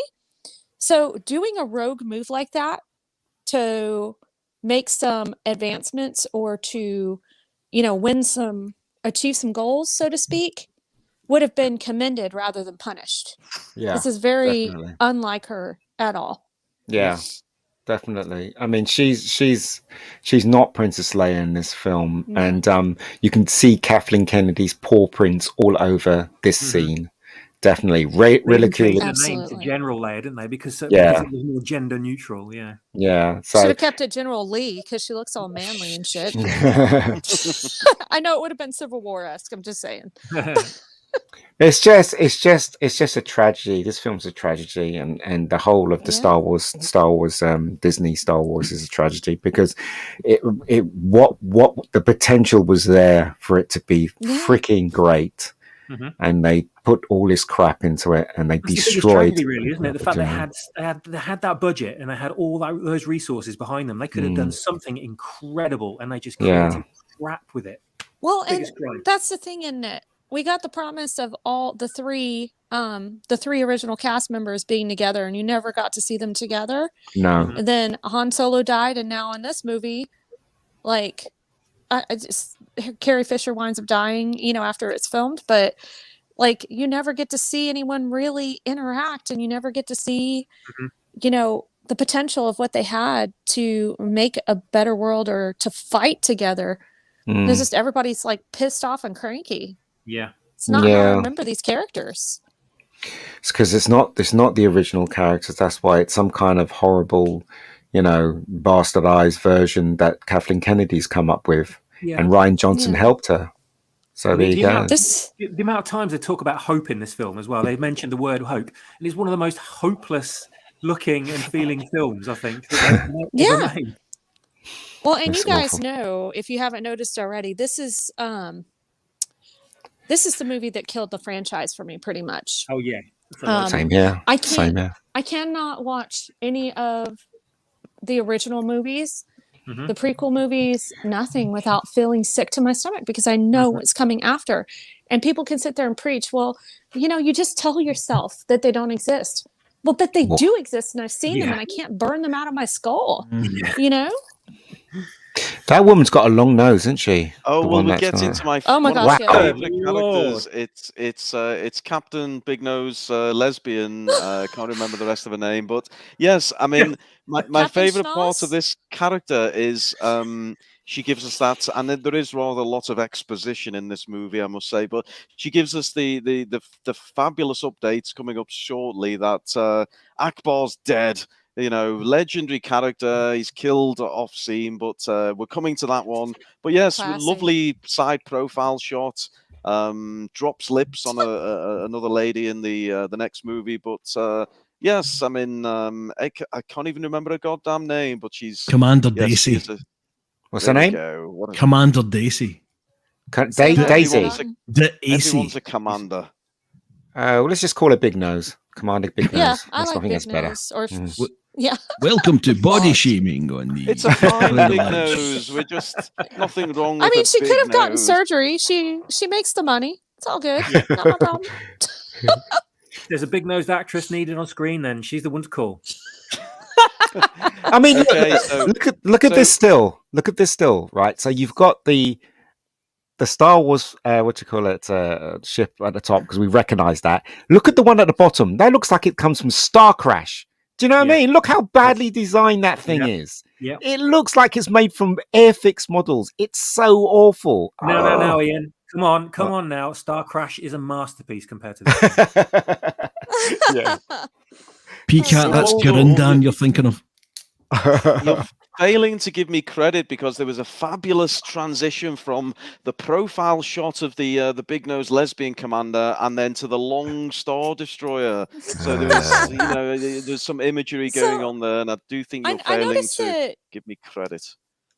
you have a thing for big things in your shots. Yes. Big noses, big ships. Are you compensating for something? Big plot holes. Big plot holes, yeah. Yeah. Big boobies on a monster? Kylo Ren gets his tits out later as well. And they yeah? kill Oh, and they kill Fish Face as well, don't they, in this film? I can't believe it, man. They kill Akbar. Fish Yeah. face. They kill Akbar. Fish Face. It's not good. Fucking fish face. It's a Very trap. dare you. It's a trap. Yeah. And they Yes, didn't that even was- give him like an honourable death either. No, an they easy death, didn't. you know? No, He's a they hero, didn't. for God's sake, and they couldn't even give him a great way to go out. They just forgot about him almost. And oh yeah, well, yeah, he's dead. That's it. It's like Dan Yeah. and Dave. Well, we kind of forgot Yes. from Game Exactly. of Thrones. Yeah. Yeah. That's how much attention they pay in their own projects. Yeah. Look, there's John Pertwee down there. Can you spot him? He's behind Finn. That's probably a woman, isn't it? That's probably a female character. I don't know. Is he a Force ghost? Thank don't fuck I'm know. dead, he's saying. But look, you all say I didn't give Akbar a first shot in this movie, but I did get him off camera to do a fantastic gag. It was his Oh. last ever appearance in Star Wars. I said, "Come on, Akbar, just stand there and with the clapperboard and say it's a wrap." And the poor guy was crying inside his prosthetic helmet. He was. But, He was very Yes. upset that he got killed that way. I know, but anyway, we are getting towards a fabulous character known as Big Purple Gender Study Admiral. God. Not yet. Don't get excited, citizen. We're working towards it. So, okay, so we're working towards the next kind of big space battle as such. So here's a rebel pilot in the hangar, and then more explosions. And we are getting towards a fabulous scene of Leia in space. I can't wait for Mega Geek's reaction to that one. Here's Poe being blasted again, put on his arse from a backdraft. And Female. then here's Leia. Now she's just getting the brolly ready. She's about to take a little trip to space. And there's Kylo. He's torn. His emo side doesn't know what to do. He's got the ship lined up. Is he going to shoot? What's he going to do? Oh, is he going to sing Spoonful And of here Sugar? it is. He takes the shot. The ship's blasted No. apart. And Leia is in space. Oh. Now, we need to really hear from everyone on this scene. Brian, let's start with you. Leia in space. in space. Space. First, Leia Poppins. first up, they stole it from Guardians of the Galaxy just before. Yeah, There's an they almost did. identical scene. They did, Yeah. yeah, they did. Yep. when I watched this, oops, what's happened to you, Brown? Anyway, What? when I watched this for the very first time, bear in mind this is only maybe less than a year after the passing of Carrie Fisher, Mm. and I thought genuinely, this is how they're going to kill off Leia, right? Yeah.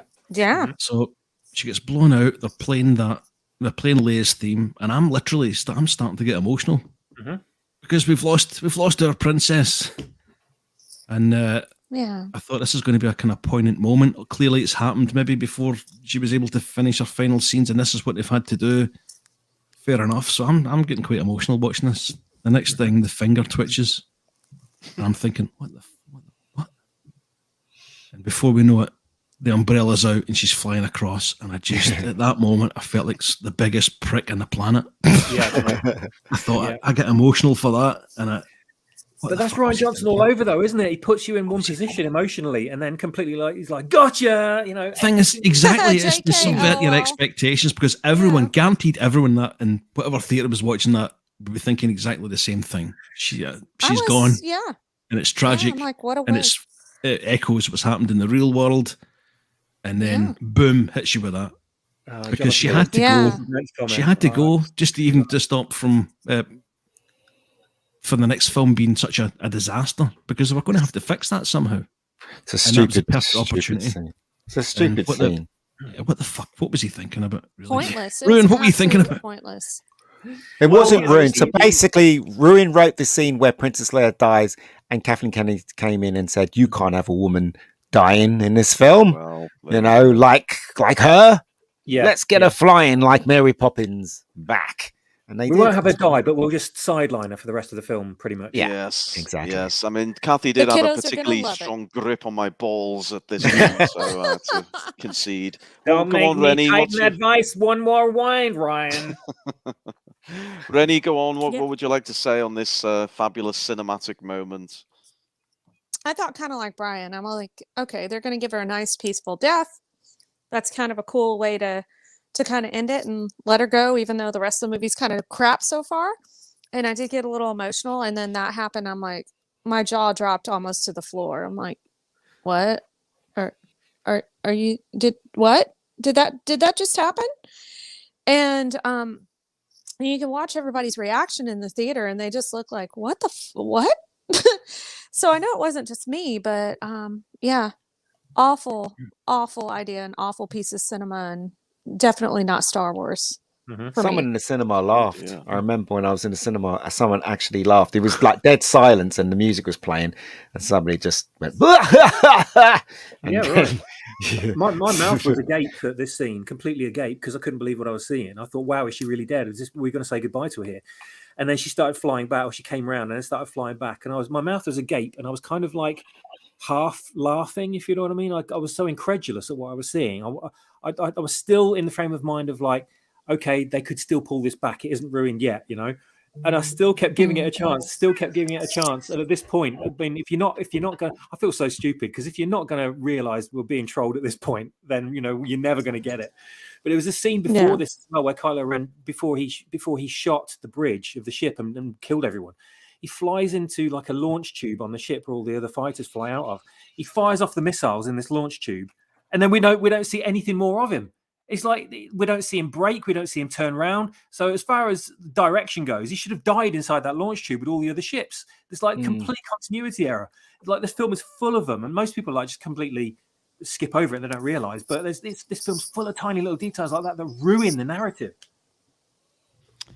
They certainly have. Well, it appears there's you maybe don't appreciate this scene as much as I did when I was making it, because I rather did enjoy it. And my favourite part was as she was drifting back to the ship, I was kind of thinking, well, there we go, the outstretched hand, and then she kind of flies through space, and then as she gets nearer to the ship, there's a slight problem, because how the hell does she get back inside the ship without everyone being sucked out of the ship? That's the next one. Well, we fixed this in one of the supplementary novels, and this is an actual fact. I'm not making this bullshit up for once. As she's flying back through the debris of the ship, I shit you not, in the supplementary novel, she presses a button on the wall which closes the airlock behind her and then carries on drifting forwards.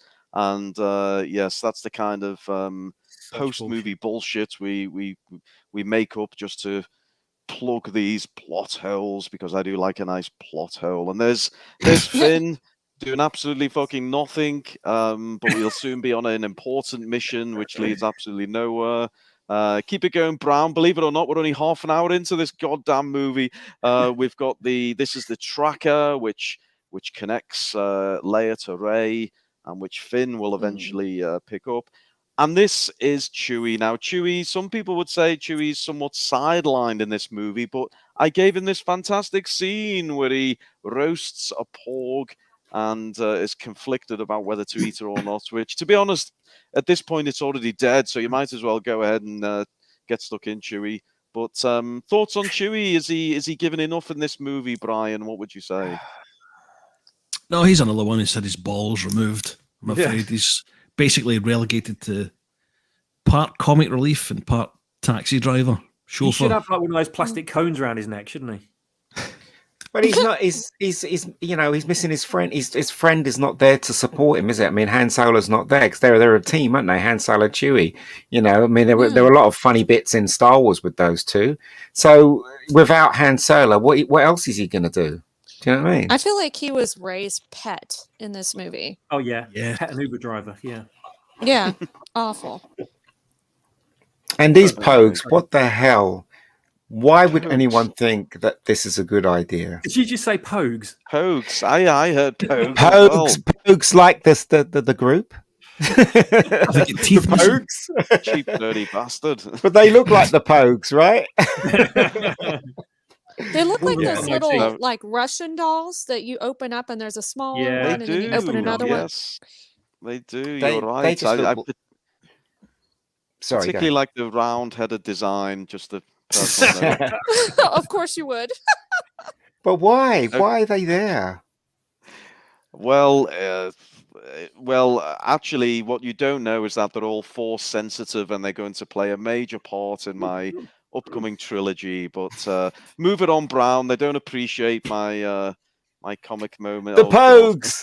They should There have you just had, go. they should have just had Chewie throw the Porg away and then open the wrapper of some space tofu, because they're obviously trying to appeal to the environmentalists, aren't they, with this film as well? That's another course. checkbox they're trying to tick. Mhm. Yes, that was for the vegan people out there. And there we go, the black dead-eyed look of Renfimus. That one's for you, Brownie. And then we get to Luke. nice. It now. Some would say this scene of Luke in the Falcon is as close as we got to maybe some of the original feel of Star Wars. He reminisces. He touches the seats. And then we have a lovely interaction scene with R2. And maybe for one moment there was some hope that, Luke would actually be turned and he would become his old self. But oh no, gotcha. Had to wipe that shit right up. And yes, he just continues to be a grump. But keep it going, Brownie. We've got 2 hours of this shit left because here we go. It's Admiral Holdo, and I'm going to get Rennie to talk us through her thoughts on Where does she our come favorite from? purple-haired gender studies admiral. What say you, Rennie? This is one of the worst characters and un-Star Wars-like characters I've ever seen in a Star Wars movie. I've never understood the point of putting someone in a ball gown, so to speak, like they're going to something formal when they're in a spaceship and supposed to be a point of authority, so to speak. So I didn't understand that. And I know later she gets to do the infamous Holdo remover, which was stunning and brave. But yeah, not a fan of Laura Dern, anyways. But puke. That's all I can say about that. Oh dear. Okay. Well, I thought she'd sell lots of toys, but yes, obviously. Why not has she very got purple hair? I think we all know. Yeah. She's Well, a SJW representative in the Yeah. film. And why suddenly she was just there? She wasn't, introduced before. Suddenly she's just here, Yeah. telling all these people what to do. And There's no I foreshadowing. really, All stony faced. yeah. Well, I look, did like Peacat Laura has Dern my back before. on this one. Peacat says, I made her into a sex pest. So sorry, sex pot. So there we go. That's the whole thinking behind that He must one. have the blow up Holdo. Well, blow up Holdo, blow it on one side, blow up Tico on the other. That sounds like a good Saturday night to me. Oh, God. Roll it on Brown. They don't appreciate Holdo. Here we go. This is, do they kiss or slap? I don't know anymore. But this is Holdo giving a dressing down to Poe. Take another big drink, man, babies, because Poe's ridiculed. And then don't stop there because Finn's about to get ridiculed. So this is the introduction to probably my personal favourite, Rose Tico. I've been drinking so much, I want to go for a piss. Do you know what I mean? I know. I was going to say, if I drink any more, I might explode. Lots of drink going down the hatch. Swappers, we're about to see Tico. She blasts Finn. Please share your love for Rose Tico with the group. This wonderful, wonderful creation of Rian Johnson's, who the director writer who creates incredibly fierce women, apparently. And yeah, this conscript, apparently, although the resistance is a voluntary outfit, apparently you're a deserter and you need to be subdued if you try to leave it, like the US military during World War II. Or during World War I, even, with the troops attacking Germany, if you're a deserter on the battlefield, then that's it. You put up against the wall and shot. So yeah, strange logic there by old Ruin. So Finn has to suffer at the hands of a woman because he's a man, and she's dealing out the pain to him right here because he's thinking of leaving. She doesn't even ask why or anything like that. She just, that's it, zap. After trying to give her a story. So we can see, every single opportunity, every male character is either killed off or demeaned at every turn, and she's the next one to do it because she's a brave, strong, intelligent, diverse woman that has been promoted to the top of the ladder because, in the audience's eyes, or should they want to think in the audience's eyes because she's Asian, presumably. She looks like a potato. Yeah. Yes. Well.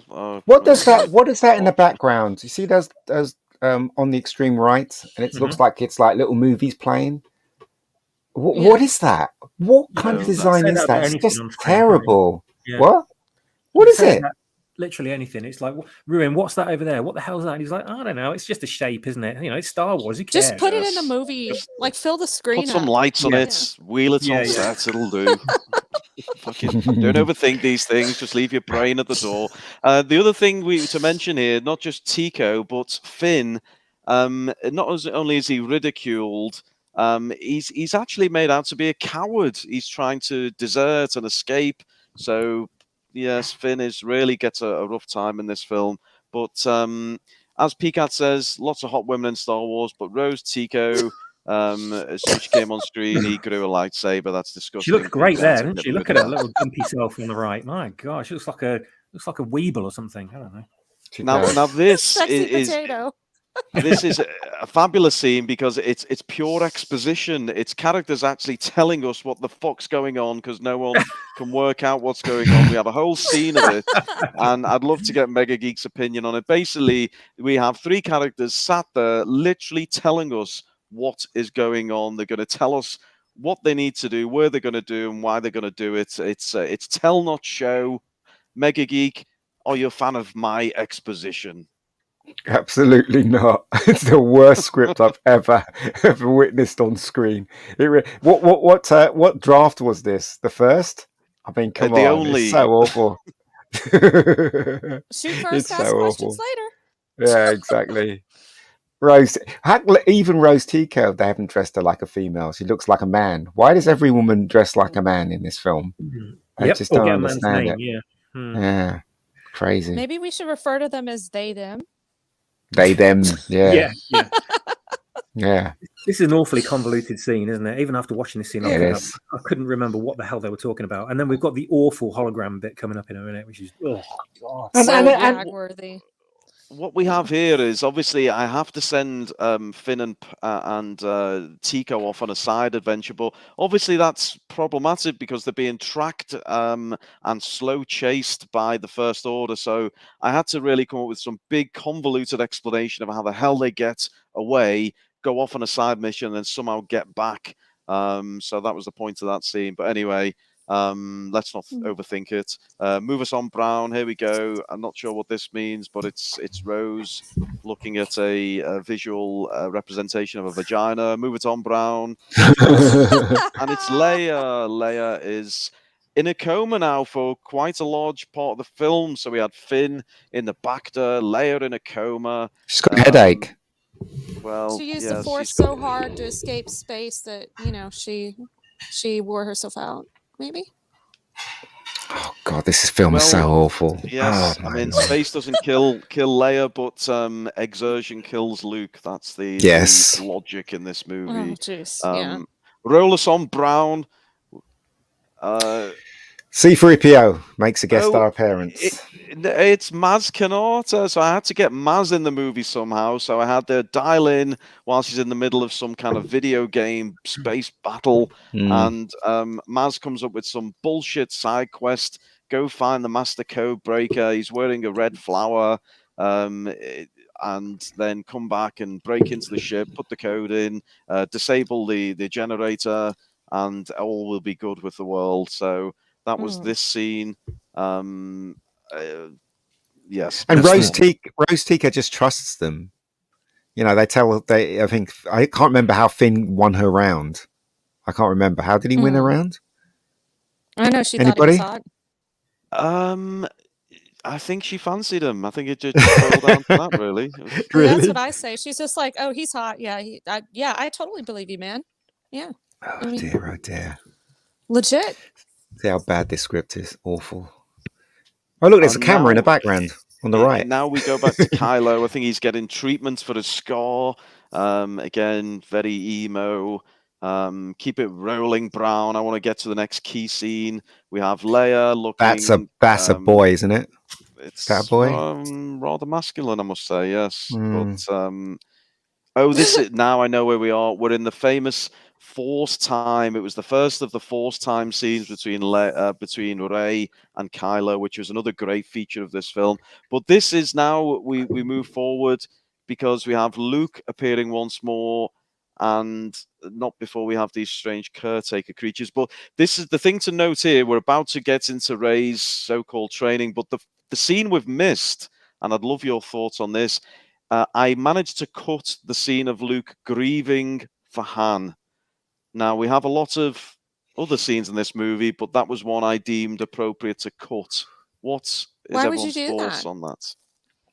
Well, it's obvious they want to get rid of the most popular character, so they don't want the audience to focus on the most popular character of the whole of Star Wars stardom.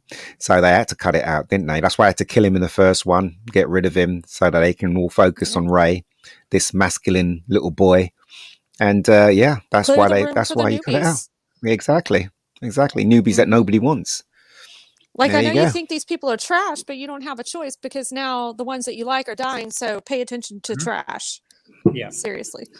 Yeah, it's a shame because thinking exactly. such a nice bit of acting by Mark Hamill in that scene. In fact, Hamill's great all the way through this film. Yeah, he is. Considering how badly he reacted to seeing the script for the first time.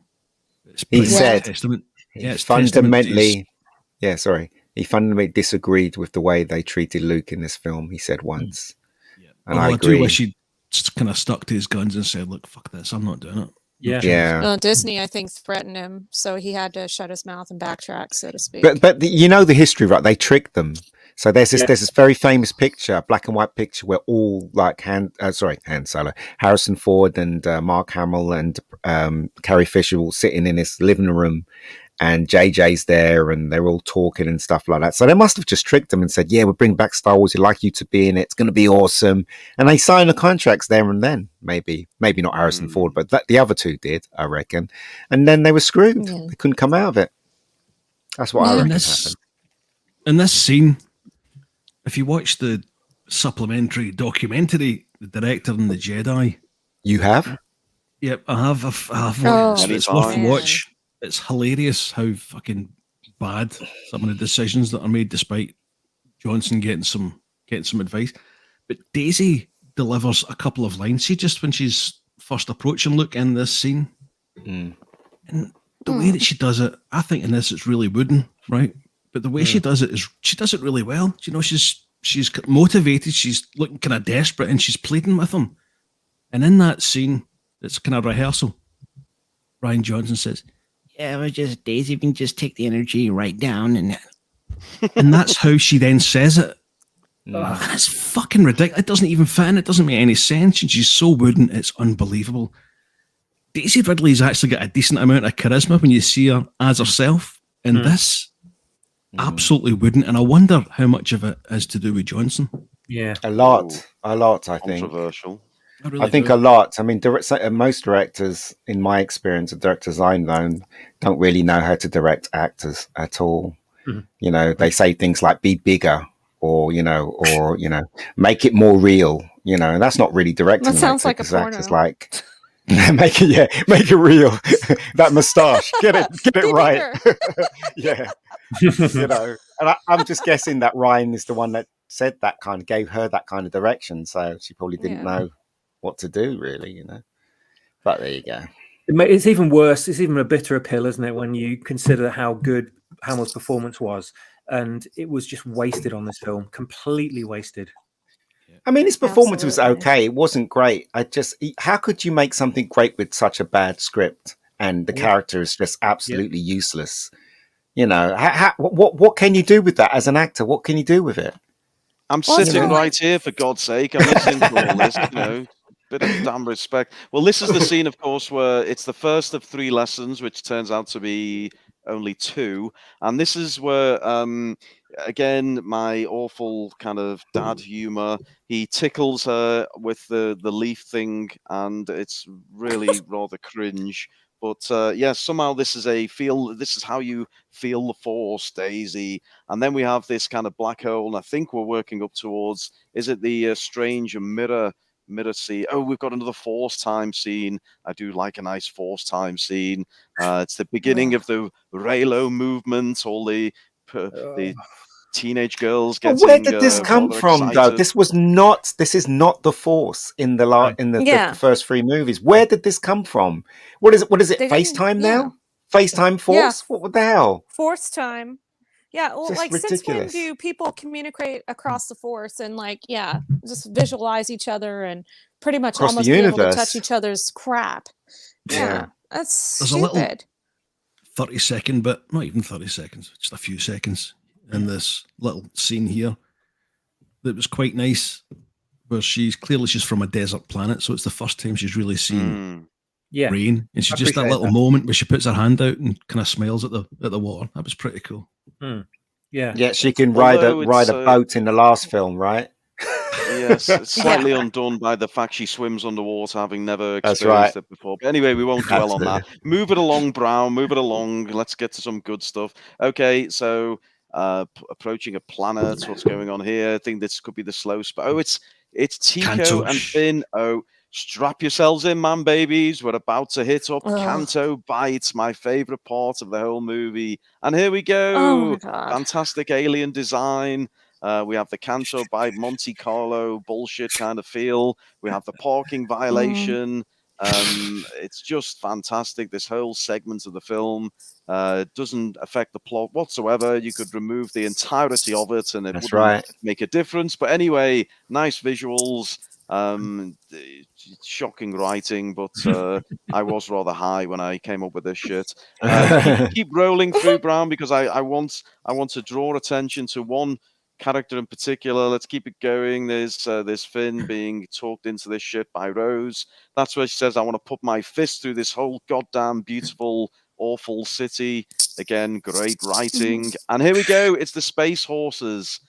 Thoughts on the space horses, gang? I do like the old space horses, and capitalism bad. What do you all make of it? It's absolute shit. Hate it. Oh, this segment. I just fell asleep watching. I just what is this all about? And you know, oh god, they even talking to me about that kid that was sweeping at the ending.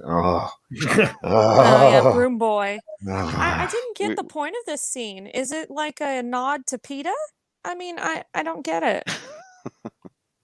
It's rubbish. Well, absolutely. Yes, I just had to think of some other kind of plot B and obviously make it worthwhile. So we built in an animal rights bullshit theme, but keep it going, Brown. Keep it going, because it's Broom Boy. It's Broom Boy, the slave, who is. Later on, we free the horses and we leave the orphan slave children. But obviously, anyone can have the Force. You just have to believe, and we see that later on in the movie. So we move forward. There is the Master Code Breaker. What's his name? Justin Theroux, I believe it is. Great actor, given about 3 seconds of screen time because we need to get to old stuttering Benicio del Toro. Finn getting zapped again. Take a drink. Finn gets ridiculed. And let's keep it going. Let's get to something juicy. It's Rey with a lightsaber. Now, what do we make of Rey's lightsaber skills? Not Brian. Give me your thoughts. Our movements are so vague. It just doesn't look right. It's just supposed to be, if you remember one of the quiz questions from way back, the Man Baby Challenge, how quickly she apparently learned some of the moves, but I don't know if it's muscle memory or whatever, but if you look at the prequels, how tight they are, the way they move, and how sudden they are when they stop, she's just thrown this all over the place like it's a fucking baton or something, but I don't know, it just doesn't look right. And Does she Luke's hurt her supposed to be hand? standing there looking impressed. Did she hurt her hand because she's got bandages on her arm? What's that all about? Probably injecting heroin to try and see if I can focus on A this. pork bit her arm. Cover the self-harm scars. I don't know. Okay, keep it going, Brown. It's getting controversial now. So Luke watches Rey beat up Geordie the Rock. There he is. He's killed by the lightsaber. And Poor we have the Geode. caretakers whose wheelbarrow More is MCU humor, destroyed. yeah. More bullshit humor, correct. And then we have Luke teaching her, I think is the second lesson of 4, although at this point I've lost track. Shitting all over Kenobi and the Jedi Order with this scene. Yes, he really doesn't want to. He's given up on the Jedi. He's turned his back on the Jedi, the fans, and the entire franchise. But keep it going, Brown. There's more juicier stuff coming because it's the first of the flashback scenes, and this is where Luke sees Kylo peacefully sleeping and decides he has to decapitate him. Rennie, what's your thoughts on Luke the flashback scenes? Yeah, that's definitely in character for Luke Skywalker to just kill his nephew with just a little feeling that he might turn to the dark side, you know? I mean, that's definitely what a Jedi would do. No, seriously, whenever I watched this scene, it was another like moment in the theater where I screamed, "What the fuck?" But I literally could not believe that he would do something like that. I know in the original expanded universe, which is now known as Legends, he did make his own Jedi Academy, so to speak. This is not how it was run at all. And I don't know. It was very cringe.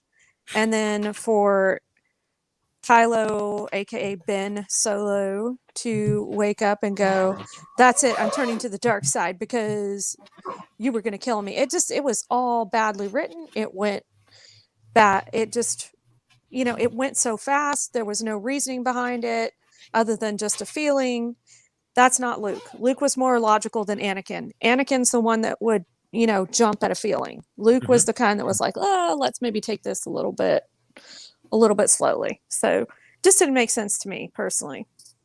Okay, well, we have more of these flashback scenes. I am getting a lot of use out of Jonathan Brent's Now This Is Filmmaking comment that he made about an hour and a half ago, but I'm going to keep flashing it up as though it's a current comment.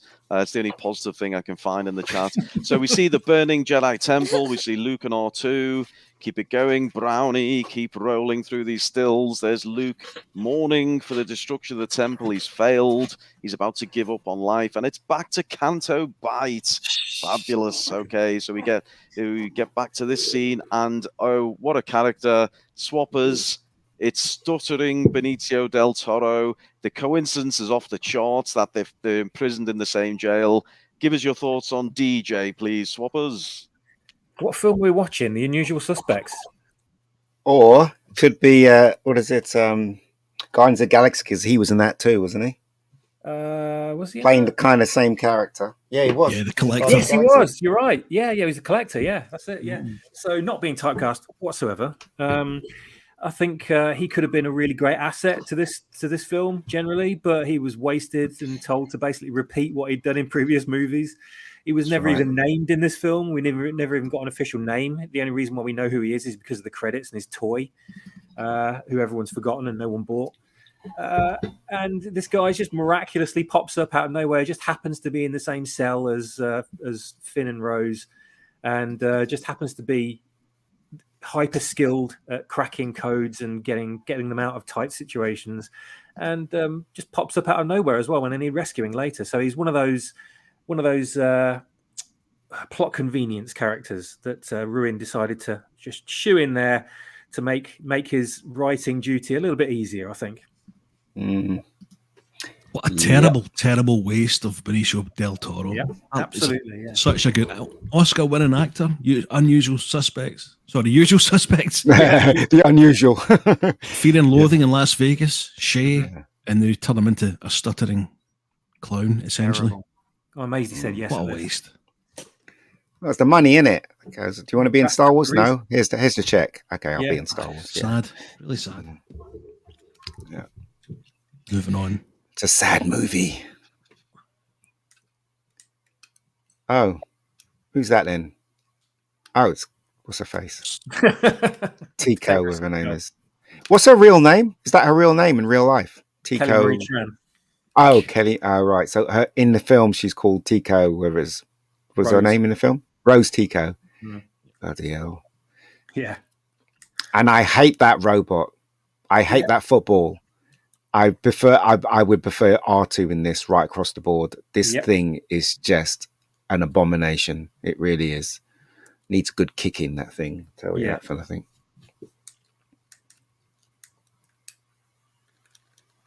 Oh God, do we have to sit through this? Terrible. 5 years again.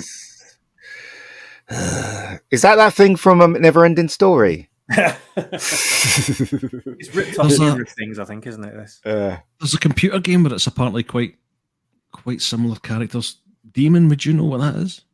Oh, the Last Guardian, I think it was called. That's it. That's the game. Yeah, very similar. It looks almost identical to the creature in that. Yeah, Ryan Johnson being as original as ever. Yeah.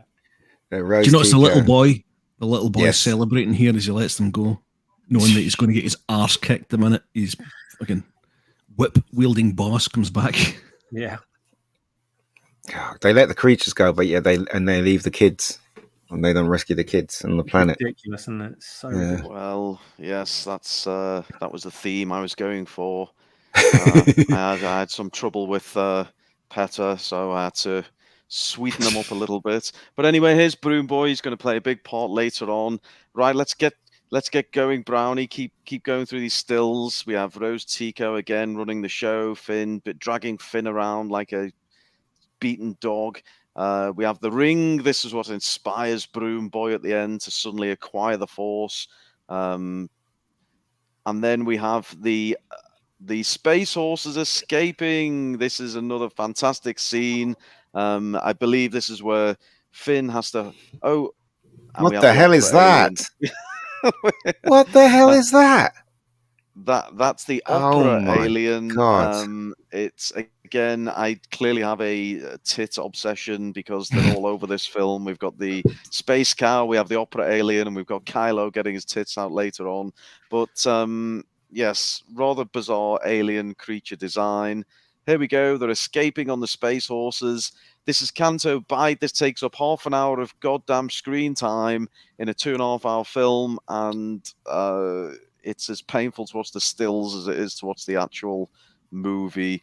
But there they go. They're escaping. They're running along the beach, and eventually we'll get that immortal line from Rose Tico.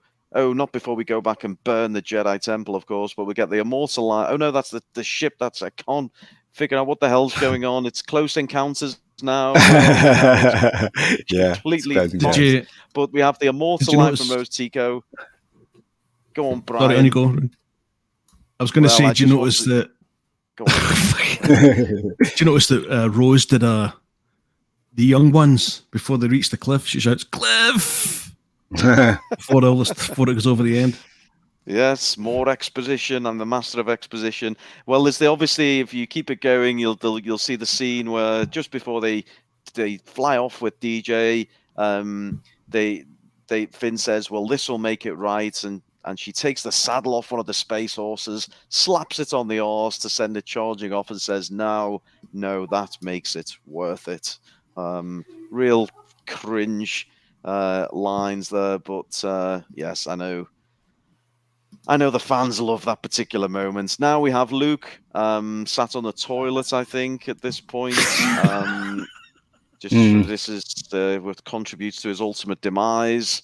But and we have Leia, maybe communicating with Leia.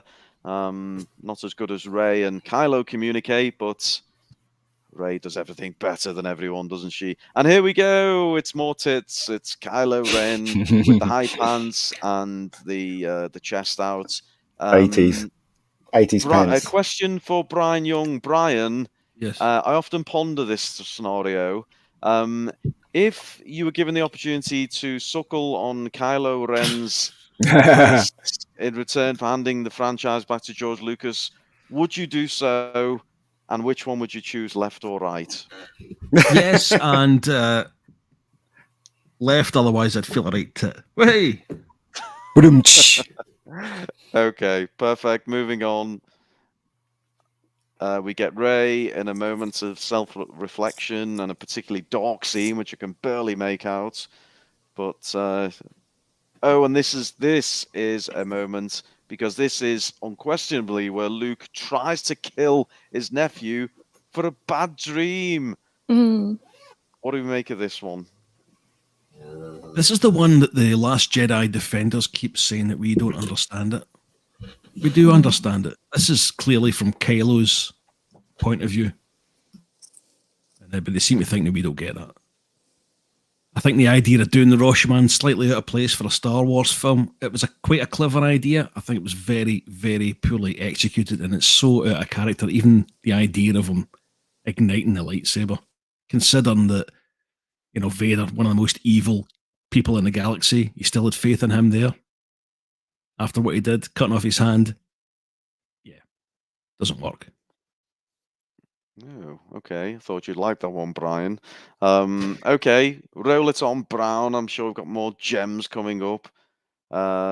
So, good God, these screen grabs are dark. What the hell? I did not put any lights on when I made this movie. It's the mirror cave scene. Now, I'll admit I was on some very strong drugs when I wrote this scene. I've got no idea what it means, but if someone can tell me, I'm all ears. What the hell does this? What the hell does this scene mean? Anybody? Ryan Johnson tweeted that he basically stole this, and I think steal was the word that he used, from the Simple Minds, All the Things She Said video. One of my favourite tunes. So he's actually managed to ruin that as well. Good grief. What it means, Simple Minds. Fuck only knows. I think it was probably, I made it as one of those interpret it yourself type moments, but it really had no meaning. But I don't know, maybe PCAT, can you help me out? Can you come to my defense? Because I'm struggling to even justify what the fuck this meant. It was really a really bizarre moment in the film. But basically, thanks, he's Jonathan. copying the scene from Empire Strikes Back where Luke goes into the tree and discovers himself. He's related to Darth Vader. That's basically what it's basically trying to copy. What it's what it's trying to say is that she is the ultimate Jedi. I think that's what it's trying to say. I teased everyone with a reveal about her parents, but it was just no more than a tease because we didn't get to find out who her parents were. So again, screw you fans, you're not going to get any answers from my goddamn movie. This is 80 minutes in now. With again, the only real action we've had for about Jedi has been a space horse chase. So there we go. It's we are moving at a snail's pace, a bit like the slow space chase. But we then get the touching of hands, all Sexy very strange. time. Yes, it's all getting a bit Raylo in here. And then I'm hoping we're going to move towards one of my favorite scenes where Rey kicks Luke's arse. That's coming up any moment. So let's move it on. Brownie has Luke. He interferes with a rather touching moment. And here it is. Rey puts Luke on his arse. Someone who's barely been a Jedi for a matter of hours against a Jedi Master of 30 plus years. And she hands him his arse. Swappers, I know you'll appreciate what I did here. Give me your thoughts. He's gone. Jim Orson. He's committed suicide. I accidentally muted my mic. I was being sick. This scene here is just reminds me of Kathleen Kennedy's comments on stage that she did at Star Wars Celebration, I think, before this film came out, where she memorably said, Luke Skywalker, it doesn't mean anything. Luke Skywalker is incredibly important to this movie. So there he is, laying on his back in the rain. It's sad sack, wishing he was dead, with Rey standing over him, a woman standing over him with his own lightsaber, pointing it down at him, ridiculing him, and just saying, basically, stay down there in the dirt where you belong. That's Kathleen Kennedy speaking through the images on the screen. And she soundly beat his ass in a fight right there. He could have easily, sidestepped her and avoided her and not let her touch him once. But no, he ended up getting smacked over the head by her, and then he falls over. So Force is female. Yeah, it is now. Yeah. So the majestic Jedi that we all held up as a hero has now been reduced to this desperate, withering, shambling bum of a man. Yeah. Who's laying on his back in the rain, in the misery of this island. And by a little boy. Wow. Yeah, by that little boy beat him. Wow. It's crazy, isn't it? Effeminate little boy, yeah. Little boy Gray. She actually... Sorry, Swappers, when you go. I was just going to say that this is the symbolism here of the franchise becoming all about the women, and Rey is now the beacon of Star Wars going forwards, and she holds the light, and Luke's down there in the dark mud, just being kicked down and saying, that's it, that's where you belong. Go away, you sad old man. That's it. That's this scene. Yeah. And of course, not only does she knock him on his arse, she also knocks him straight on his face, first of all. And also, by this point, Luke is now back with the Force because he's been using it again. So there's no excuse for him not to see that coming. And he also uses the Force to stop himself from falling. He does indeed. And then we get the immortal line from Luke, this is not going to go the way you think. And I think at that moment, he kind of voices the thoughts of every single Star Wars fan who's just paid good money to go and watch this in the cinema. But anyway, roll us on, Brown. We've got plenty more bullshit to get through. So again, another flashback scene, Luke doing a Vader-style choke. We have another interpretation of the Luke-Kylo scene. Yes, it's all very tedious. At this moment in time, I just didn't care. At this moment, we've seen the same goddamn scene about 4 different times. Yeah. Keep it going. I regret eating before the stream. We get Rey with Rey's lightsaber. Luke tells her to fuck off one more time, and she shakes her head. Disgust. And she finally gives up. She leaves. And that's Luke still left on the island just to die. But then we have Yoda. We have Yoda appear to troll Luke just when you thought Luke hadn't had enough. Hadn't had the piss taken out of him enough. Yoda turns up to take the piss out of Luke.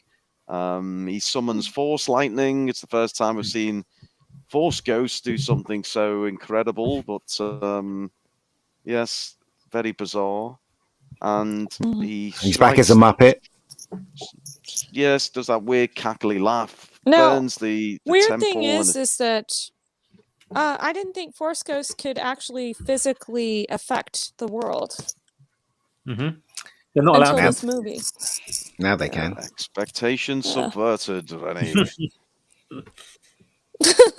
Which makes you wonder what they were doing through the entirety of the OT. Yeah, I right. mean, that means that Obi-Wan or Yoda could have come in and, like, crack some skulls. What the hell? They even got the look of the Force Ghost wrong as well. It's just a puppet Yeah. with a blue glow filter on him. They didn't even put the shimmering effect around the edge of him or anything like that. I mean, this is a simple effect that they got back in the 70s and 80s. They could have at least done that right. They couldn't even. I heard that they could only use a certain shade of blue because, like, China only allowed a certain shade of blue. Oh my god. Also, Yoda That's, looks like, really legit. strange, doesn't he? He doesn't look like Yeah. Yoda we know. He You're right. just looks weird. Yeah. It Yeah, doesn't he look does. accurate at all. Looks high. Yeah. Why does Yoda call him young Skywalker when A, Luke is a master, and B, Luke's in his mid-60s? Yeah, it's another. Just 'Cause he's ridicule younger him. than Anakin, maybe. Just to ridicule him. Just make him look like an idiot. Blah, put blah, down Take blah. another drink. Luke gets Yeah. ridiculed. I'm bursting now, Ryan. At this I'm point, I'm bursting. out of rum. I'm going to have to switch to soy. It's getting desperate over here. I've actually switched to a bottle of nail polish remover, which is doing really well. I feel a great warm glow right now. At this point, half the Probably chat's gonna on clean out your cyanide, I intestines. think. They're all desperate in there. But hang on in there, folks. It's going to be the best Halloween ever. Keep it going, Brownie. There's got to be something good coming up. Oh, no, it's Rose and Finn again. More exposition. Hold on. What was the point of Yoda burning all the books then? Was there a point for that? Could Yes, somebody it tell gave me a nice visual, which looked like the Jedi emblem or the Rebel emblem. Are you saying that Yoda was a Nazi? He was burning books. And the books aren't even in there, we find out later on. Yeah, exactly. But trolling Yoda also Luke. tells us that Rey is so magnificent she doesn't actually need the sacred Jedi texts. Mm-hmm. Oh, There's no Yoda. point to any of it. You've really let yourself down. Okay, we have DJ who's going to. He's about to tell us, which actually could have been an interesting concept if I hadn't just fucking glanced right over it. But we get this scene where he explains how ships are bought and sold both to the Empire and to the Rebellion, which is an interesting concept. But again, it's just done in passing, so we didn't really get to delve into it too far. But yes, this is DJ helping Rose and Finn on their pointless side mission. So BB-8 just there in the background to sell some toys. So let's move it along, Brown. Let's get to the next moments. We have more slow space chase action with absolutely nothing happening. They're closing in at 0.5 mile an hour, but we have Holdo, and this is where we have the plot for Poe to take over from Holdo, which is ultimately fails. But yes, Holdo, why is her neck so long? I could never work out why her neck is so long. Anyway, It's just perfect for a lightsaber to take your head right off. Yeah. There's only one person with a longer neck, and that's Yariel Poof, the Jedi from the Jedi Council and Phantom Menace. Yeah. Maybe she's a legitimate offspring. yes, He had to go because of that reminds me of, surname. the creatures on the from the Attack of the Clones were who built Kaminoans. the the Caminos. That's Yeah. it. Keep it going, Brownie. I've had enough of this purple-haired monstrous. We've got another awful example of a set, or an excuse for a set, and we have Poe again trying to rally up this mutiny. Look at all these beautiful colours on screen, isn't it? Just It's a feast for the eyes. glory of greys Yeah. and browns. It really is visually Nice and stunning. drab. That's why the Yeah. purple pops so well. Okay, we have Hey. is this. I have no idea. This just looks like a hole. But it's. I Ray think hits. Yeah, it's Reagan in the escape pod. it's Ray in the escape pod. Okay, it's the Falcon, and it's Ray. And I think at this point, she's been captured by Kylo. Is this where they kiss? I'm not sure, but at this point, we don't It looks like she's care. been stuffed into a washing machine, doesn't it? And he's basically like catching up on how long his wash is to go. That's what it's like. It's no emotion at all. Shout out to Jonathan, who's been just busy in the last half hour with his Rose doll. So hope you had a great time with that, Jonathan. So we're back to DJ. They are again still trying to make a fist of it, whatever this plan B is. And then we have Poe still trying to crack on with Holdo. And there's Captain Big Nose and another female and a random ethnic in the background. And then who's this chap in the flight suit? He's seems to be a friend of Poe's. He kind of grumbles now and then, but who knows? Who I can't cares? keep up with the crappy characters, man. No, we never find out his name, and no one ever cares, do they? Yeah. We don't know. We don't care. And it's we have to get a disguise yourselves as the Imperials gag in there somewhere. So we have them dressed up. I mean, the least Imperial-looking 3 people you've ever seen in your life. You've got stuttering, grizzled DJ. You've got Finn, and you've got 4'9" Rose Tico. But they seemingly just put on a hat, and everyone assumes they're First Order officers. So yes. Oh, that's Brilliant awful. writing. And then we have Rey now. We're getting to a great scene here, man, baby. Strap yourselves in for this one, or strap one on, rather, because it's where Rey is brought before the mighty Snoke, and we know what's coming. We're going to have the Snoke death scene. So I'll let Brown kind of take us through these magnificent scenes, but thoughts on, I'm going to preempt it, thoughts on Snoke's death. Brian, let's start with you. It's done clearly for shock value. That is it. That is it. And that's going to be your main big bad. And it gives JJ one hell of a problem moving into the 3rd film of the sequel trilogy.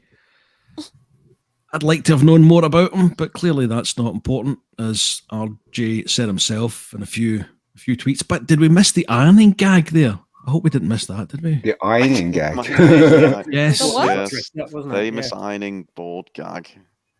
Yes, we may have missed that one, but hey, you can always rewatch it later on. I'm sure you'll be keen to. So now we have Phasma makes an appearance, because obviously we have to get her in the movie to sell some figures, but she really does virtually nothing other than, again, have a hot arse handed to her. Leia comes out, and get ready to take a drink, everybody. Poor Poe's taking a bit of a beating in this movie because he gets zapped by Leia. Another rather unfortunate angle. I'm not sure if there is a good angle. Captain Big Nose. And then it's Holdo, and we know what's coming. She's going to pull off the Holdo maneuver. But before that, we have Snoke and Rey, and we're building up towards the Snoke death scene. Bit of torture on Rey. Rennie, what do you make of the whole Snoke death, killing off the big bad guy in the middle of the middle movie? Just proving, like, you know, we were saying earlier, like I was saying earlier, Snoke is a joke. Snoke, I like that. Snoke's a joke. Great stuff. It rhymes. You know, you look forward to this quote unquote big bad that's supposed to be like really, you know, a good Force user and all that, even though he's not a Sith. And, you know, that was the lore, but we didn't go with that apparently in this movie. But yeah, he's not terrifying. He's not scary, and he doesn't command respect, and he gets cut in half like a tool. So yeah, it's just kind of pathetic. And it's like, wow, he goes down without really much of a fight at all. If he had the Force, he would have knew it was coming. Mm-hmm. Yeah, exactly. And he could have defended himself if he actually was a strong Force user. That's right. Yeah. Well, we have Rey being tortured, and go on, Rennie. I know you're loving it. Didn't he say something like it was him that like got like the whole Force time like communication system going or whatever? That's like the dumbest line ever, but yeah, sorry. Dumbest line ever. Wow. The whole reason why Snoke, what he says Snoke didn't detect the incoming attack was because he misconstrued Kylo Ren's thoughts, as you know, he was thinking of killing Snoke, but he thought he was thinking of killing Rey. And it's just the most convoluted, ridiculous thing you've ever heard. You know, it's like, yeah, right. Like he can make two people communicate with each other visually over like half of the galaxy. Universe. Yeah. Effortlessly, but he can't tell the difference between two different thoughts. You know, it's like, just imbecilic writing. It really is. Can't see a lightsaber coming at your stomach, huh? Yeah, right. Didn't foresee that, did he? No. Well, we've got several key scenes coming up, so we'll get Brownie to keep it moving. But we've got Snoke killed, Holdo maneuver, and then Phasma killed, all in quick succession, all visually stunning, but thematically ridiculous. Before then, we have obviously Finn and Rose are captured. This bit here, stuttering DJ does the dirty on them. And, how does DJ know the plan about the smaller transports abandoning the cruiser when Finn and Rose don't? How does that work? Makes no sense. He's just some bum they found in a jail. Why did the First Order even let him go? Why don't they just kill him? That's not the First Order. The Empire would have just killed the guy. They would have just let him go with all his like payment and whatever. It's like, what the hell? They would just offed him right there and then as like an example. And not they paid Boba Fett, but Boba Fett was of use to them going forward. He's an actual, he's a like a paid mercenary. This guy's not. He's just some bum from nowhere. You know, I think you should kill him. No one's going to miss him. And this scene he's before just this some random criminal. Yeah, and this is Rian Johnson thought it'd be clever and edgy to use a swear word in Star Wars for the first time as well. Like that just wound me the fuck up. That really. So bastard and arse are the two words that have now been incorporated thanks to the Rogue One. Sorry, not the Rogue One, the Solo film. Why the fuck? It's just turn it into Marvel again. Yeah, that's what they were trying to do because Marvel was so popular at that moment in time. So that's what they were trying to do. Yeah. Well, you know, this film makes me sick. It really does. I'm not joking. It really does make me feel sick. I thought you loved it. That's the Halloween sweet you've been eating, Mega Geek. Don't take that. Brownie. Keep it going, Brownie. We'll get to a good bit. So we've got Holdo, and she has a plan, and she's going to pull off a 1 in a million shot. And she's going to do what's absolutely incredible and impossible and cannon breaking. We have Rey, and what are we going to get first? We have Snoke sits or Hugh Hefner, whatever we're calling him. He's on his throne.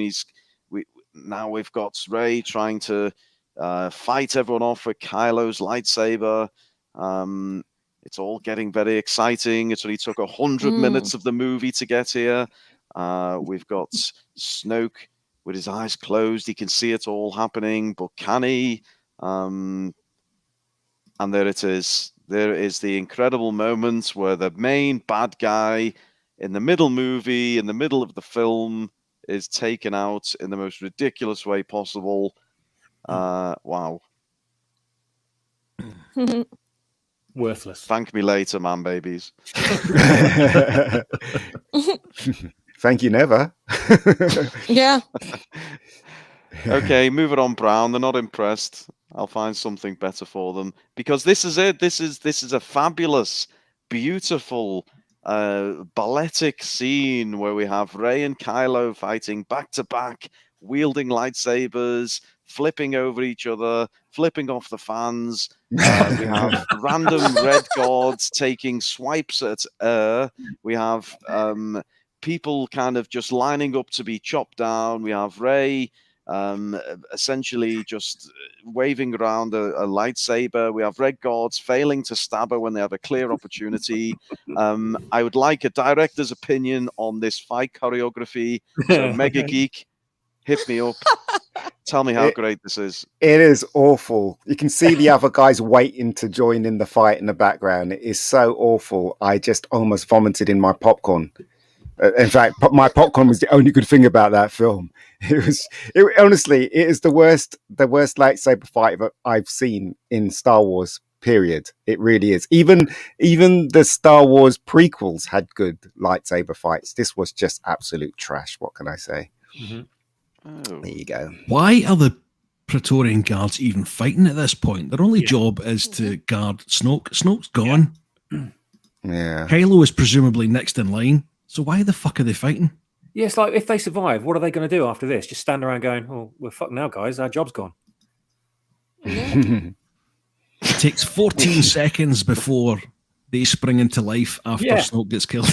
Yeah, really. Yeah. Yeah. It's just, Yes, well, they had to consider the position for a moment, but they had a they had a go. Let's not be too harsh. Let's not be too judgmental. they're just standing around going, "Come on, guys, we've got to do something." Right.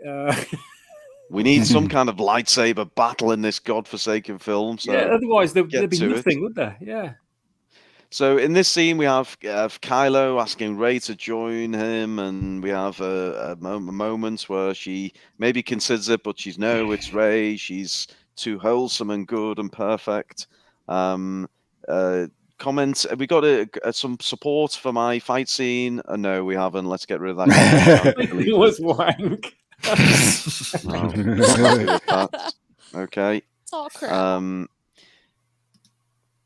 Expectations subverted. That's what I like to do. Okay, Brownie, roll this well-oiled machine on. We've got. Oh, is this bitch still alive? Okay, Holdo still deliberating what to do. Doing the job that the autopilot or a droid could have done better. Yeah. Let's leave it to the angry soccer mom to save the day. Yeah. You know, I think I liked Porkins better than her. Cover me, Porkins. Oh yeah, nothing wrong with Poppins. Did Porkins you guys was hear they're amazing. trying to remove Porkins? Oh, Yes. That may be a vicious rumor that I helped to spread. So that tweet did accidentally go viral. But anyway, so yes, we've got we're back to Holdo. Then we're back to Rose and Finn. Nobody gives a damn anymore. We just want to see everyone die. Yeah. We've got Finn about to be decapitated again. This he really just does nothing but get bitch slapped for the whole goddamn movie. Then we have some of the escaping rebel ships being blown up. Someone needs to save the day. Who can it be? Could it be Luke? Could it be Poe? Could it be Finn? No, it's going to be Holdo. In the meantime, we've got Kylo and Rey fighting over the lightsaber. Really, as the wheels have fallen off this goddamn thing. Thanks, Dalek. You're really feeling our pain. And is this the moment? I think this is the moment, and I'd love to get your reactions because we have total silence as Holdo's ship cuts through in the infamous Holdo maneuver. There it is. What do we all make of it? Do we remember being in the cinema when this happened, and what was your thoughts? My thoughts was this is ridiculous. Absolutely ridiculous. How comes they never did that in the other Star Wars films? They could have easily done the other stuff. And it's stupid, right? They allowed all those ships to get destroyed only to, go back to this plan, which is the dumbest plan ever. Mm-hmm. So I think I laughed out of delirium because I'm like, this is a joke, right? Oh my God, it's not a joke. And it was just funny because it was so stupid. Yeah. In my that's opinion. right. It is. It's very stupid. Credit to Pablo and co in the story group for green lighting this and saying it was okay, despite the fact it completely fucks up canon. Yeah, right. Yeah. He's doing his job, that guy. It looks nice. That's about all I can say about it. Yeah. Visually stunning. That's all you can say Yes. about any of the sequel tragedy movies, isn't it? They look nice. That's it. That's Sequel tragedy that's movies. Yeah. I mean, it's Really like is in a the shit Return of the show. Jedi, with the Death Star, which was like 5 times as big as that ship. Why don't they just aim one of the ships at it and do a hyperspace jump through the Death Star? You can't miss a Death Star, can you? There's all these people saying, Yeah, "Oh no, it was a 1 in a million jump. It was 1 in a million opportunity. You can't." Yeah, but what if they didn't hit it right in the exhaust port? Then that would have been a gamble wasted. I don't know. I'm just trying to think. Ryan of why it Johnson hit wouldn't us happen. all in the exhaust port with this film. Yeah, he did. Right up it. Okay, they don't appreciate it, Brown. Move it along. So now we have Phasma. At this point, everyone just can't even remember who Phasma is. What's the point? What's she doing? But she's about to die. Not before BB-8 takes control of an AT-ST Walker. Again, another real comedy scene, which isn't meant to be comedy. There he is at the controls. It really is just trying to give characters things to do at this point. We have Finn taking on Phasma. He's already beat her once. Again, it's all rather pointless. Phasma's going to die in a moment. And then I'm most keen. There she is. She finally gets some of her face shown on camera. I'm most keen to get to the climax of this film, which is Crait. So keep us going, Brown. I can only take so much of this. Here we go. At last, we get to the planet of Crait, and there we go. The lovely salt plains of Crait. And this is obviously now at this point, people who still remain in the cinema hoping that something's going to turn around.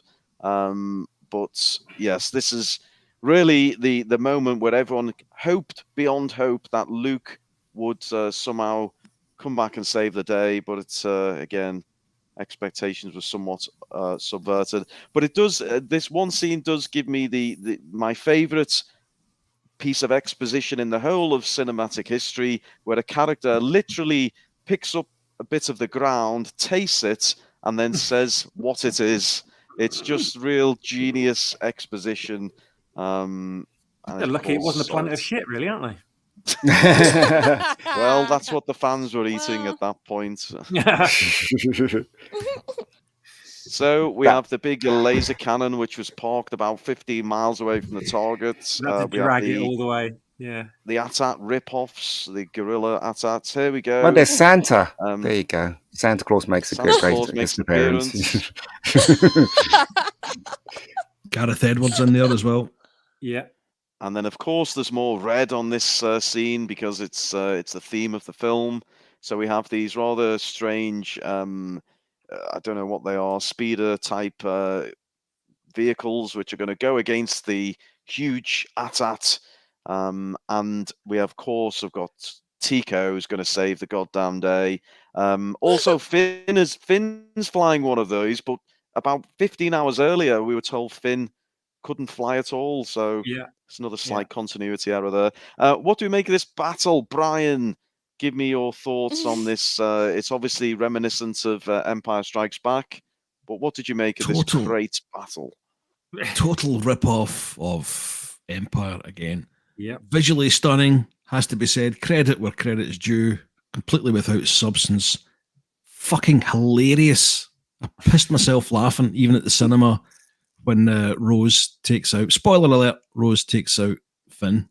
It's just, and then immediately after kissing him, the doors get blown off. It's just pure comedy. Unnecessary comedy. Unintentional comedy, rather, but hilarious. The fighting was wank, says Bishop Moore in the chat, and I have to agree. There was fighting? Oh. Well, obviously, we've got all the TIE fighters here, and we know Rey's going to come and save the day in a moment. But there's Chewie again. Other than being an Uber driver, he's a babysitter for Porgs. That's about the extent of his involvement in this movie. And there's, oh, what a picture. Look how happy she looks in Luke's seat, firing and shooting down 3 TIE fighters with one shot. She really is the bestest at anything she ever chooses to do. No explanation how she got from the fight with Kylo Ren to this point right here. No, we cut that bit out. We didn't have time to explain. The first time she'd ever sat in a gunner place to shoot anything in her life, and she shoots 3 elite TIE fighters with one shot on her first attempt. Dun, She's so stunning and brave. Bestest ever. Yeah. So we have the pursuit through the salt mines. Again, more visual stunning nonsense. Keep it going, Brownie. And we have the big laser cannon getting primed. And Finn, now this is an interesting moment because as we continue through these scenes, you're almost led to believe Finn is going to make a sacrifice. And you wonder, wow, is Finn actually being given something useful here? And is he actually going to be make himself a hero? I don't know what everyone else thought. Who thought Finn was actually going to die at this point? And was he robbed of a real moment of heroism? Absolutely. Yeah, I thought he was going to die. Yeah, I thought he was toast. Apparently not. Wow. Well, Tico's there to save the day. And what's funny about this scene is she... Oh, there you go. Just her face as she's about to do it is fucking comedy gold. Really, it's like she's thinking, like, I'm not going to lose that dick. I'm not going to lose that dick. It's the only chance I'm going to get. Oh, God. Mrs. Potato Head's coming for you.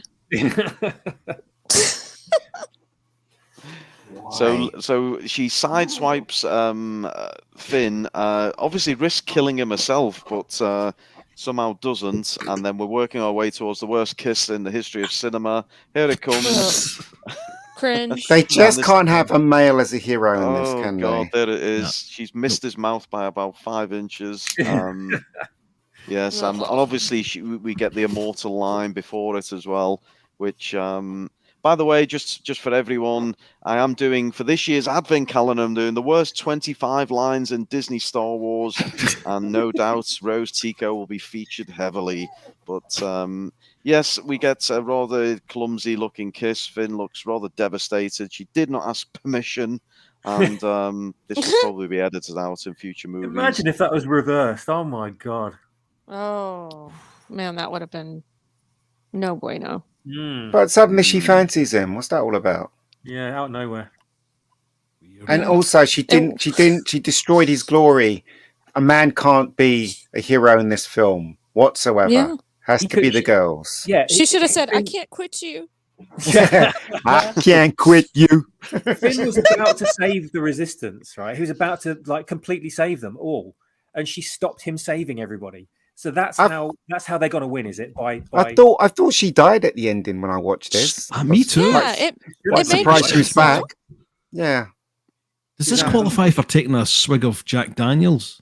I just came from the Oh, yeah. loo, mate. I've been swigging all the way through this show. I was gonna say I've been kind of taking shots here and there. Yes, at this point, I'm just straight from the bottle, to be honest. It's getting Yeah. rather desperate. Oh, another unfortunate angle of Captain Big Nose. She really has been unlucky with some of these angles. Hold on. Do you think that because like everything from the first movie, it was leading towards Finn, a romance between Finn and Rey, right? Yeah. So do you Yes. reckon they kind of destroyed that because of a certain country? Yeah. Yeah. Okay. Maybe. Apparently, did the Chinese not Maybe have have a a point. terrible reaction to the kiss that was left in? They did. They had a terrible reaction to all of them. Oh, did they? Yeah, I think Oh. so. No, Paige. Not as terrible as that nose. Let me tell you. Well, here it Doing is. backstroke in Luke's the pool. back. Well, get out of it because you're going to hear John Williams score soon afterwards. Here So comes Luke's Luke, back. Here he is. looking a bit young. I'd love to ask- rather different. Yes. I'd love to ask someone who likes this movie, what exactly are you supposed to think when Luke comes back with a fucking haircut and the Just for Men through his beard? What are you supposed to think? Well, obviously, if you read the supplementary novels, you'd know that the caretakers were well trained in hairdressing and male grooming. So Oh, it could have well been the case of Luke had a full male manicure and groom and haircut and dyed beard before he left the islands. That was a possibility, Brian. So do your homework. So we have this They did. touching scene. Oh, it's not touching. How can he touch her well, I mean, physically he when he's does a hologram? technically touch her face, right? Yeah, Make he's it a look like hologram, he so how does. can he? It's ludicrous. This scene is ludicrous. Absolutely It's ridiculous. Ludicrous. So bad writing. Just But And you know we have what? the They even dice. took What do you- they even took Luke's heroic scene away from him as well, didn't they? All the males got Yeah. didn't even do anything heroic in this Pwned. film at all. Yeah, they all got screwed basically by females. Why Well, does you Luke? call Rayla female? Why does Luke give her the dice when that was really a kind of symbol Oh. of? Because there was a scene in it where he was honoring Han and it got cut out. Yeah. So I Yeah, guess but that's if connected The to it. significance of the dice, Ian, is to do with the relationship apparently between Daenerys Targaryen and Yeah. young yeah. Han Solo. Oh, I don't know. Why Ben. the I don't fuck? know. Why the fuck? I would Yes. don't you know. give I had the to dice tee up? up I don't solo. know. Makes no sense. I don't know. I really don't Stupid. know. And again, look at the set. It's awful. What's those squiggly lines in the background? Nothing moving. Random Just lines, yeah, It's it's all just absolute bad. nonsense. Princess Leia dressed as a man. Oh, what the hell's that all about? That's Prince Leia to you, sir. Okay. Go on then, Brownie. Cycle it on. Oh, of course, we have Luke giving a wink to C3. Now, this is interesting because this was never actually intended to be in the movie, but Mark Hamill insisted that he have some interaction with his old friend C3PO. Wow. My original cut had him just walking straight past C3PO. Again, take another drink anyway, man, babies. But yes, Oh. Mark, he tried his best to try and, retains some semblance of the original character, so he gives a little wink to C-3PO, and then we move forwards towards, we're getting towards the Luke standoff scene with Kylo Ren. Now, obviously, at this point, we all assume it's Luke's actually there, albeit he's much better groomed than when we last saw him. Yeah. But yes, he faces off against all the First Order AT-ATs. They try to blow him up. We get lots of red, but it can't harm him. And then he does the old brush of the shoulder again. That was taking so the cringe. piss. Oh, Yes. yeah. How very hip hop of him. And then we are going to see a face-off with Kylo. He lands on his shuttle, and we're going to get, well, again, the closest we get to a lightsaber duel. Visually stunning, but creatively bankrupt. What do we all make? I'll let Brownie scroll through these scenes, but what do we make of the lightsaber battle that didn't happen? Kylo It's v. awful. Luke. It's awful. They Yeah. don't make any contact. Is that bit where he does the Japanese thing where he bends and the what is Yeah. it? The lightsaber just misses his face and all that rubbish. Yes. Why'd he even bother bending if he wasn't even there? For God's sakes, you know what I mean? Yeah. It's just It was all stupid. it's all complete nonsense. And what was the excuse? He wanted to keep them there so the rebels can escape. I'm like, oh, no, Then why whatever. didn't he So fucking dumb. tell them what the plan was? That's right. I'm Yeah. going to hold them off. Skedaddle. Yeah. And, Yeah. s- That's what we have to do. and so Ray's At got a least bit of a say feminine hairstyle here. Yeah. Just Yeah. a bit, just a Semi-fem. tad. Yeah, Yeah. Although you could argue she looks a bit like Qui-Gon Jinn. she does a bit. That's true. She's got So that kind of I Stark get haircut. the feeling Yeah. you don't appreciate the Luke v. Kylo headset because we've built this up for 2 movies for almost 5 hours. And he's But not even I'm there. not feeling the But it love for wasn't even a the real Kylo fight. Luke. It wasn't even a real fight. It wasn't. No. Luke another- Skywalker should have kicked his ass. Yeah, it was another blue ball moment, wasn't it? When you're expecting Yeah. something great to happen and then nothing happens and it's all pulled out away from you before you can get any gratification whatsoever. One of the Yeah. things Yeah, that it is. George Lucas stipulated during the choreography of the prequels, he said, "I don't want any wire work. I don't want it to look like wire Yeah. work." And yeah, that's Yeah. exactly what they did there. Yeah, Just yeah. Yeah. Oh, But dear. Luke should have Okay. appeared in Force Awakens. You know the bit in the forest Mhm. when Yes. Ray was taken. He should have appeared there and kick Ray's. Sorry, not Ray. Well, kick Well, both of their asses, as far as I'm Yeah, concerned. yeah. But he should have, shouldn't he? He should have kicked their asses and then, Yeah. retained his power and stuff. It would have been excellent. It Yeah. would have been, give the audience what they want. But we didn't know what the plans was. Now we know. After everything is done, said and done, we know what they were doing. Yeah. And shame on them. That's all I can say. So concerned with okay. female empowerment that they didn't think that possibly we should kind of try and build up Ray's power. We'll just have her doing in the main Oh, villain yeah. in the very first film. Should have Tell a respect story that for makes sense. what went before. Have respect for what went before. They could have easily got what they wanted if they had respect for the males that brought this to life. There's nothing wrong with Luke teaching Rey the Force. Why should there be No. anything wrong with that at all? And then Rey could become the most powerfulest Jedi ever. But disrespecting the past is just ridiculous. I agree. So And this It's bit, almost like the current young kind of mindset of younger folk, at least when you see it through social media's lens, that you don't learn anything from older people. Pale, male, and stale, all the rest of it. You're your own person. You're magnificent. You're already there. There's no work. There's nothing. No. No, there's no journey. There's no journey at all. So No. why do you want to sit down and watch a film that doesn't go anywhere? That doesn't actually take you anywhere. You're already there. It's like, well, we sit around now for 2 hours because the story's already been told. It's fucking crap. Yeah. But also this scene here when he says, "See you around, kid." Afterwards, it's like, no, he doesn't. He never sees him again. yeah. Why would Luke even say that to him? No, That's not a Luke type of No, line. Sorry, why would Yeah. Jake say that? No way. I Yes, I and then- wish that Luke literally destroyed all the walkers behind him, and kicked Rey's ass, and then lived to be in the next film. That would have been excellent. But no, Yeah. That might have No. saved it. Well, That might have saved the whole thing. can't yeah, have any positivity. So if we think about it, what does Luke achieve? Obviously, he delays the attack by the First Order, but actually, if you think about it, he achieves absolutely nothing because they would never have escaped the cave if Rey hadn't have That's lifted right. the rocks. That's right. So Yep. there we go. So his whole death was pointless. And here he is, sitting on the toilet, straining a little too hard. And then he lets one slip. And he dies. Unfortunately, this is the end of Luke. Yes, I mean, you know, there he is staring out into the distance. It's so emotional. It's so dramatic. And everyone's just poof. thinking, what the actual fuck? What's happened? Thoughts on Luke's death, Brian? Watching this in the cinema, I was at a midnight showing, but for some reason there was a kid behind me. And as I'm watching this, the kid went, "Mum, quick, Luke's going to die." I went, shut up, kid. Shut up. What? Fucking disappears.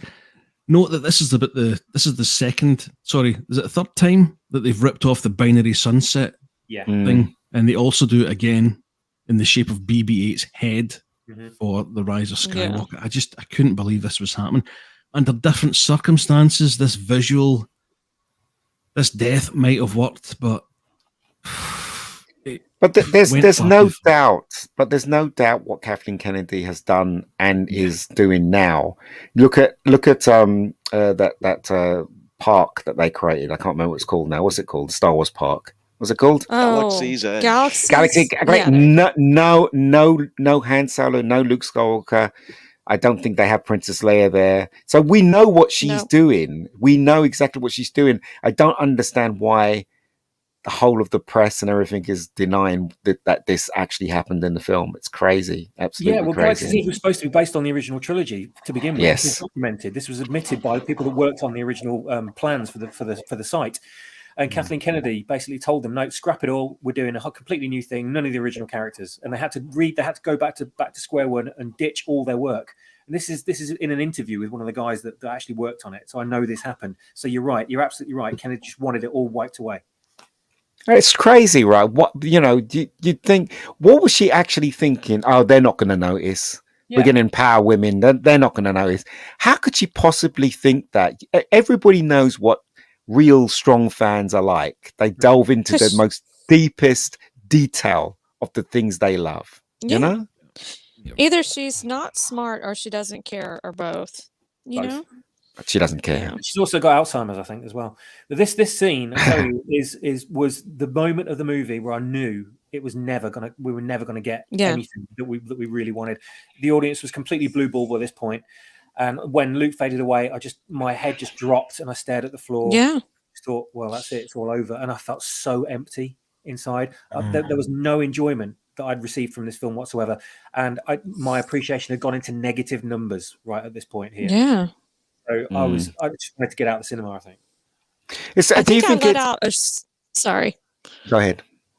I think I let out a surprise, like, are you serious? Did that just happen? Kind of thing. Yeah. And my jaw dropped to the floor, stopped eating my popcorn, just really had nothing to say. I became speechless and like, okay, that's it.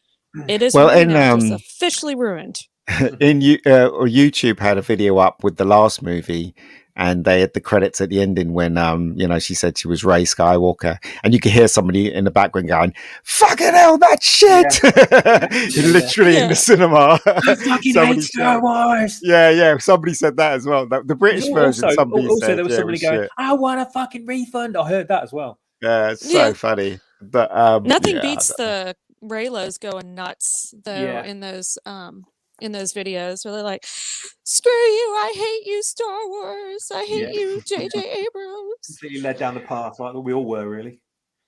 But what's interesting is George Lucas is very quiet about all of what's happened. Spielberg's quiet about Indiana Jones. They're all the people that were responsible for creating all the stuff that we love. All of them have just gone silent. Yeah, do you know what? I think they've been signed to a gag order. Lucas actually did say something about it. I'll just read it out quickly for you. Go on in. No, it wasn't that, actually. It wasn't that. Sorry, I tapped my finger on the wrong thing. Shit. Where is it? What did he say? What's Luke? Yeah. He said, there are a lot of movies that are badly made that I love, and there are a lot of movies that are just beautifully made, but I don't like them. And critics have a tendency That's all they focus on, which is I like it, I don't like it, it's good, it's bad. George Lucas, okay. And then after this film got released, he said, "I thought it was beautifully made." It says it all, doesn't it? Yeah. And he didn't even turn up to the premiere either. No, he didn't. And that says it all as well. Yeah, it does. I hope that says it all, because you never know with these people. You never know. You really don't. So I don't know what's going on. And quite frankly, I don't care. I watch very little TV these days. Same. I'm always watching something that's, been shown in the past now. And I watch very little movies now because I just can't trust movies anymore. Yeah. I made same the mistake of being invited to the Eternals, whatever it's called. Oh, And it was awful. It truly was. So how can I trust Marvel now if they're putting all this stuff in there? Same with Shang-Chi. Well, just to put a cap on this moment where Luke dies, I thought I'd sum it all up for you. So we have Luke using all his energy to troll his nephew. He then stares out at the twin suns. He disappears like a hot, wet fart in the night. And then just to recap, but let's consider what he's achieved in this movie. So he never trained Rey. He never got reunited with Leia. He never wielded his lightsaber. He never saved the rebels because Rey did. He never got off that goddamned island. And his entire movie could be summed up with tossing his lightsaber, drinking titty milk, having his arse kicked by Rey, and then trolling Kylo Ren before dying of exhaustion. How's everyone feel about the treatment of Luke in this movie? It's total shit. Yes, it is. Absolutely. Cultural vandalism, that's how I would describe Oh, it. good. Disgusting. God. Okay, Yeah. Brownie, cycle it on. I'm determined to get this wrapped before the 3-hour mark. So we've got Kylo Ren on the toilets again. Lots of toilet scenes in here. Rey walking in on him on the toilets. That's awkward. We've got the dice. Oh, good God. They still... Is it the dice? Oh, no, I don't know what's going on. Yeah. We've got Finn touching up Rose and asleep. Now they're even. And then we have the rebels all gathered together party. because Rey saved the day. There's Chewie and Goldenrod and Everyone's happy. R2-D2. They're finally taking the tarpaulin off him. And then we have the final scene of the movie with Broom Boy. Now, what an ending this is. Thoughts on the Broom Boy ending as Brownie takes it home? Absolute shit. That's all I can say. Absolute Broom Boy shit. can This is what we got. We wanted Luke, right? We wanted Luke being a Jedi, being himself, being the character, and this shit right here is what we got. Yep. It is. It's absolute shit. I mean, there's no two ways. The only way to describe this film is shit. That's the only way to describe it. This Really, film really. is an insult to Star Wars fans everywhere. Normies will look at it and think it's great. Maybe, who knows? This scene made no sense whatsoever. And this little crappy Broom Boy didn't even come back for the other movies. I didn't see the point. There's no way He these got kids should swept have away known. in the excitement. Yeah. You're right. Oh, well done. There's no way these kids should have known about what Luke did, because the only people that were on the battlefield were the First Order. They're not going to go away and tell the rest of the fucking galaxy, oh, Luke Skywalker did this really heroic thing where he faded away into nothing and did fuck all on the battlefield.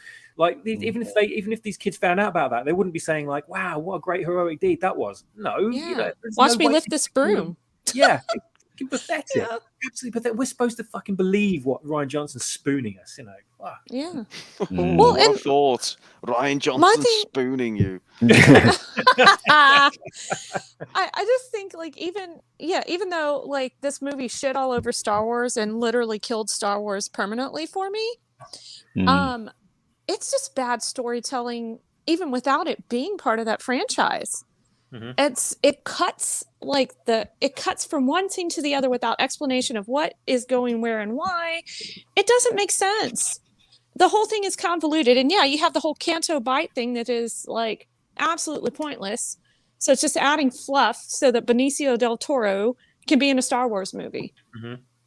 Dumbest thing ever. Yeah, one of the dumbest movies I've ever seen in my life. He wrote it for Kathleen Kennedy, didn't he? And Kathleen Kennedy's definitely the architect of this film and the last film. So Yeah, she but we was. can't say that Ryan was innocent because he seemed No, to he's get not. off on No, it. he's not. Yeah. No, he's not. Yeah. And Ryan wanted to be in the fold. That's why. Yeah. That's why he basically sucked up to Kathleen Kennedy. As I said, I don't believe if he was left on his own and there's no such thing as Kathleen Kennedy, maybe Ryan would have written something of worth. But but obviously he wanted to be part of the elite directors in Hollywood, and this is one way of getting there, and that's what he did. It was his jumping off platform, wasn't it? It was. He saw Star Wars as a commodity, basically. Yeah, and he got to make like... Knives Out, his trilogy of Knives Out, because of this film. Yeah, so he's laughing all the way to the bank. He's laughing all the way to the bank. Yeah, that's the thing. But I mean, a lot of people do that. Look at Kevin Smith. He did that, didn't he? Yeah. He was actually a decent filmmaker before he was. He bent the knee. So I mean, Clerks is one of my all-time faves. So Raped in a Ditch by Ruin Johnson. And there we go. My name in the big blue letters, and what an experience it's been. So wow. I mean, we're approaching 3 hours. We've wrapped it all up. I think. I don't know about you guys in the chat, but I think I've won over a few hearts and minds tonight. I think it's been a positive experience. And look, for everyone in the UK, I can't promise this for you, Rennie, or others outside the UK. I know it's been a long stream. I'm going to give you all back an hour tonight. So when you wake up tomorrow, you'll have another extra hour back in your day. So have that one on old Ruin. You're welcome. So really, as we wrap this up at as we approach the 3 hour mark, let's just go around the panel one last time. Just give me your final closing thoughts on the Halloween special, The Last Jedi. Brian, let's start with you. So many problems that it just beggars belief that it was ever released in cinemas. Mm-hmm. I know we talked about the disgraceful treatment of Luke, but for me, I think worse than that was both the cynical tone of it and the kind of deconstruction nature. It's fine for us at our level to kind of deconstruct films, but why would you have one deconstructed as you're watching it? Mm-hmm. Especially when you think something like Star Wars, George Lucas put in that line at the start a long time ago in a galaxy far, far away, so that you turn off your critical mind. Yeah. And Johnson just trips that up at every single opportunity. It has I know you say that the prequels ruined it, but really this has completely shafted Star Wars. And to be honest, I like to try and fill my head in with a bit of head canon to try and smooth over the cracks, but even that didn't work. And watching it again today, I thought, do you know what? I've been moaning about this for the last 4 years. It's probably just me complaining and making it a lot worse than it is. On the rewatch, no, it's really not. God Almighty, it's worse. It's worse than I thought, and it makes me so sad. They complain about us for being man babies, etc. But this is not really about us. This is about the prequels. For me, were something that I was able to share with my nephew and keep my love of it going. And this was supposed to be the kind of sequel trilogy that I would share with my son. And Johnson and Kennedy and Co. have taken that from us, I believe. Yeah. And for doing that is absolutely fucking criminal. Yeah. Yeah. Moving on. So Brian, you overall liked it then? Okay, that's fine. Mega Geek, 30 seconds. Give me your thoughts. Encapsulate it in a 30-second soundbite. Go. It's the biggest pile of steaming turd ever made. Okay. There you go. That's an 8 out of 10 for a Mega Geek. Thank you. Swappers. Oh God, I can't really say much on it than I haven't already said. I still regard it as basically like Spaceballs. I can never think of it as part of the continuity, so it'll always be a joke to me. So therefore, my enjoyment of the originals hasn't altered in the slightest. But this is just like a parody that someone made, and always will be. And the people that actually genuinely enjoy it and take it seriously, I only have to laugh at and pity, because they just don't understand that they've been completely played as fools, like Johnson tried to do to all of us. But I have to say, at least half of the fan group at least saw his bullshit and will never regard this as actual Star Wars. So there you go. That's it. So resounding success from Swappers. He enjoyed it. And Rennie, just your final thoughts, please. Yeah, not only the worst Star Wars movie ever, but one of the worst movies I've ever seen, period. yeah. Not executed well at all. Horrible story writing, horrible editing, crap acting. Yeah, not really much more I can say. It's just all around bad. Wow. Okay, but I love your sarcasm because I know you loved it really. And then finally, I want to introduce the man behind the scenes. He spent hours putting together all these stills. He is the captain of the ship, Mr. Brown. Please come on and say a few words before we wrap up this shit show. Hello, everybody. He's here. Ruin, you've done a great job tonight, mate. Watching the film today, as I said, I've watched it once and 20 minutes, and now I've watched it twice and 20 minutes, and it was genuinely painful watching this today because, as I've said before, I'm James Bond and Star Trek. I know you guys are massively into this. You love on 3 hours. You love Star Wars, and there's a lot of people who adore Star Wars like yourselves, and I just genuinely feel sorry for you guys. It's just utter shit. I feel for you guys. We had it with Star Trek. Iron Wolf has just missed the stream, so if we can go right back to the first still, and we can do it all No. Okay. I know when you're defeated. Well, if at I that may, point, go ahead, please, Ruin, before you sign off, I would just like to genuinely thank you, Ruin, for taking the time to present this tonight. It's been a genuine blast. Just sat here, literally just pressing an arrow key, but listening to you guys, and I genuinely think we have got the best panel. And sorry, I'll rephrase that. I genuinely think we have got the best chat and panel on YouTube on a Saturday night, and I think between us guys, if we keep plugging away, we will get there. So we are nothing without the chats. And Ruin, bravo, thank you, my friend. Oh, my pleasure. I've enjoyed it. I know I've won you all over. Bravo. I'll let you finish us off now.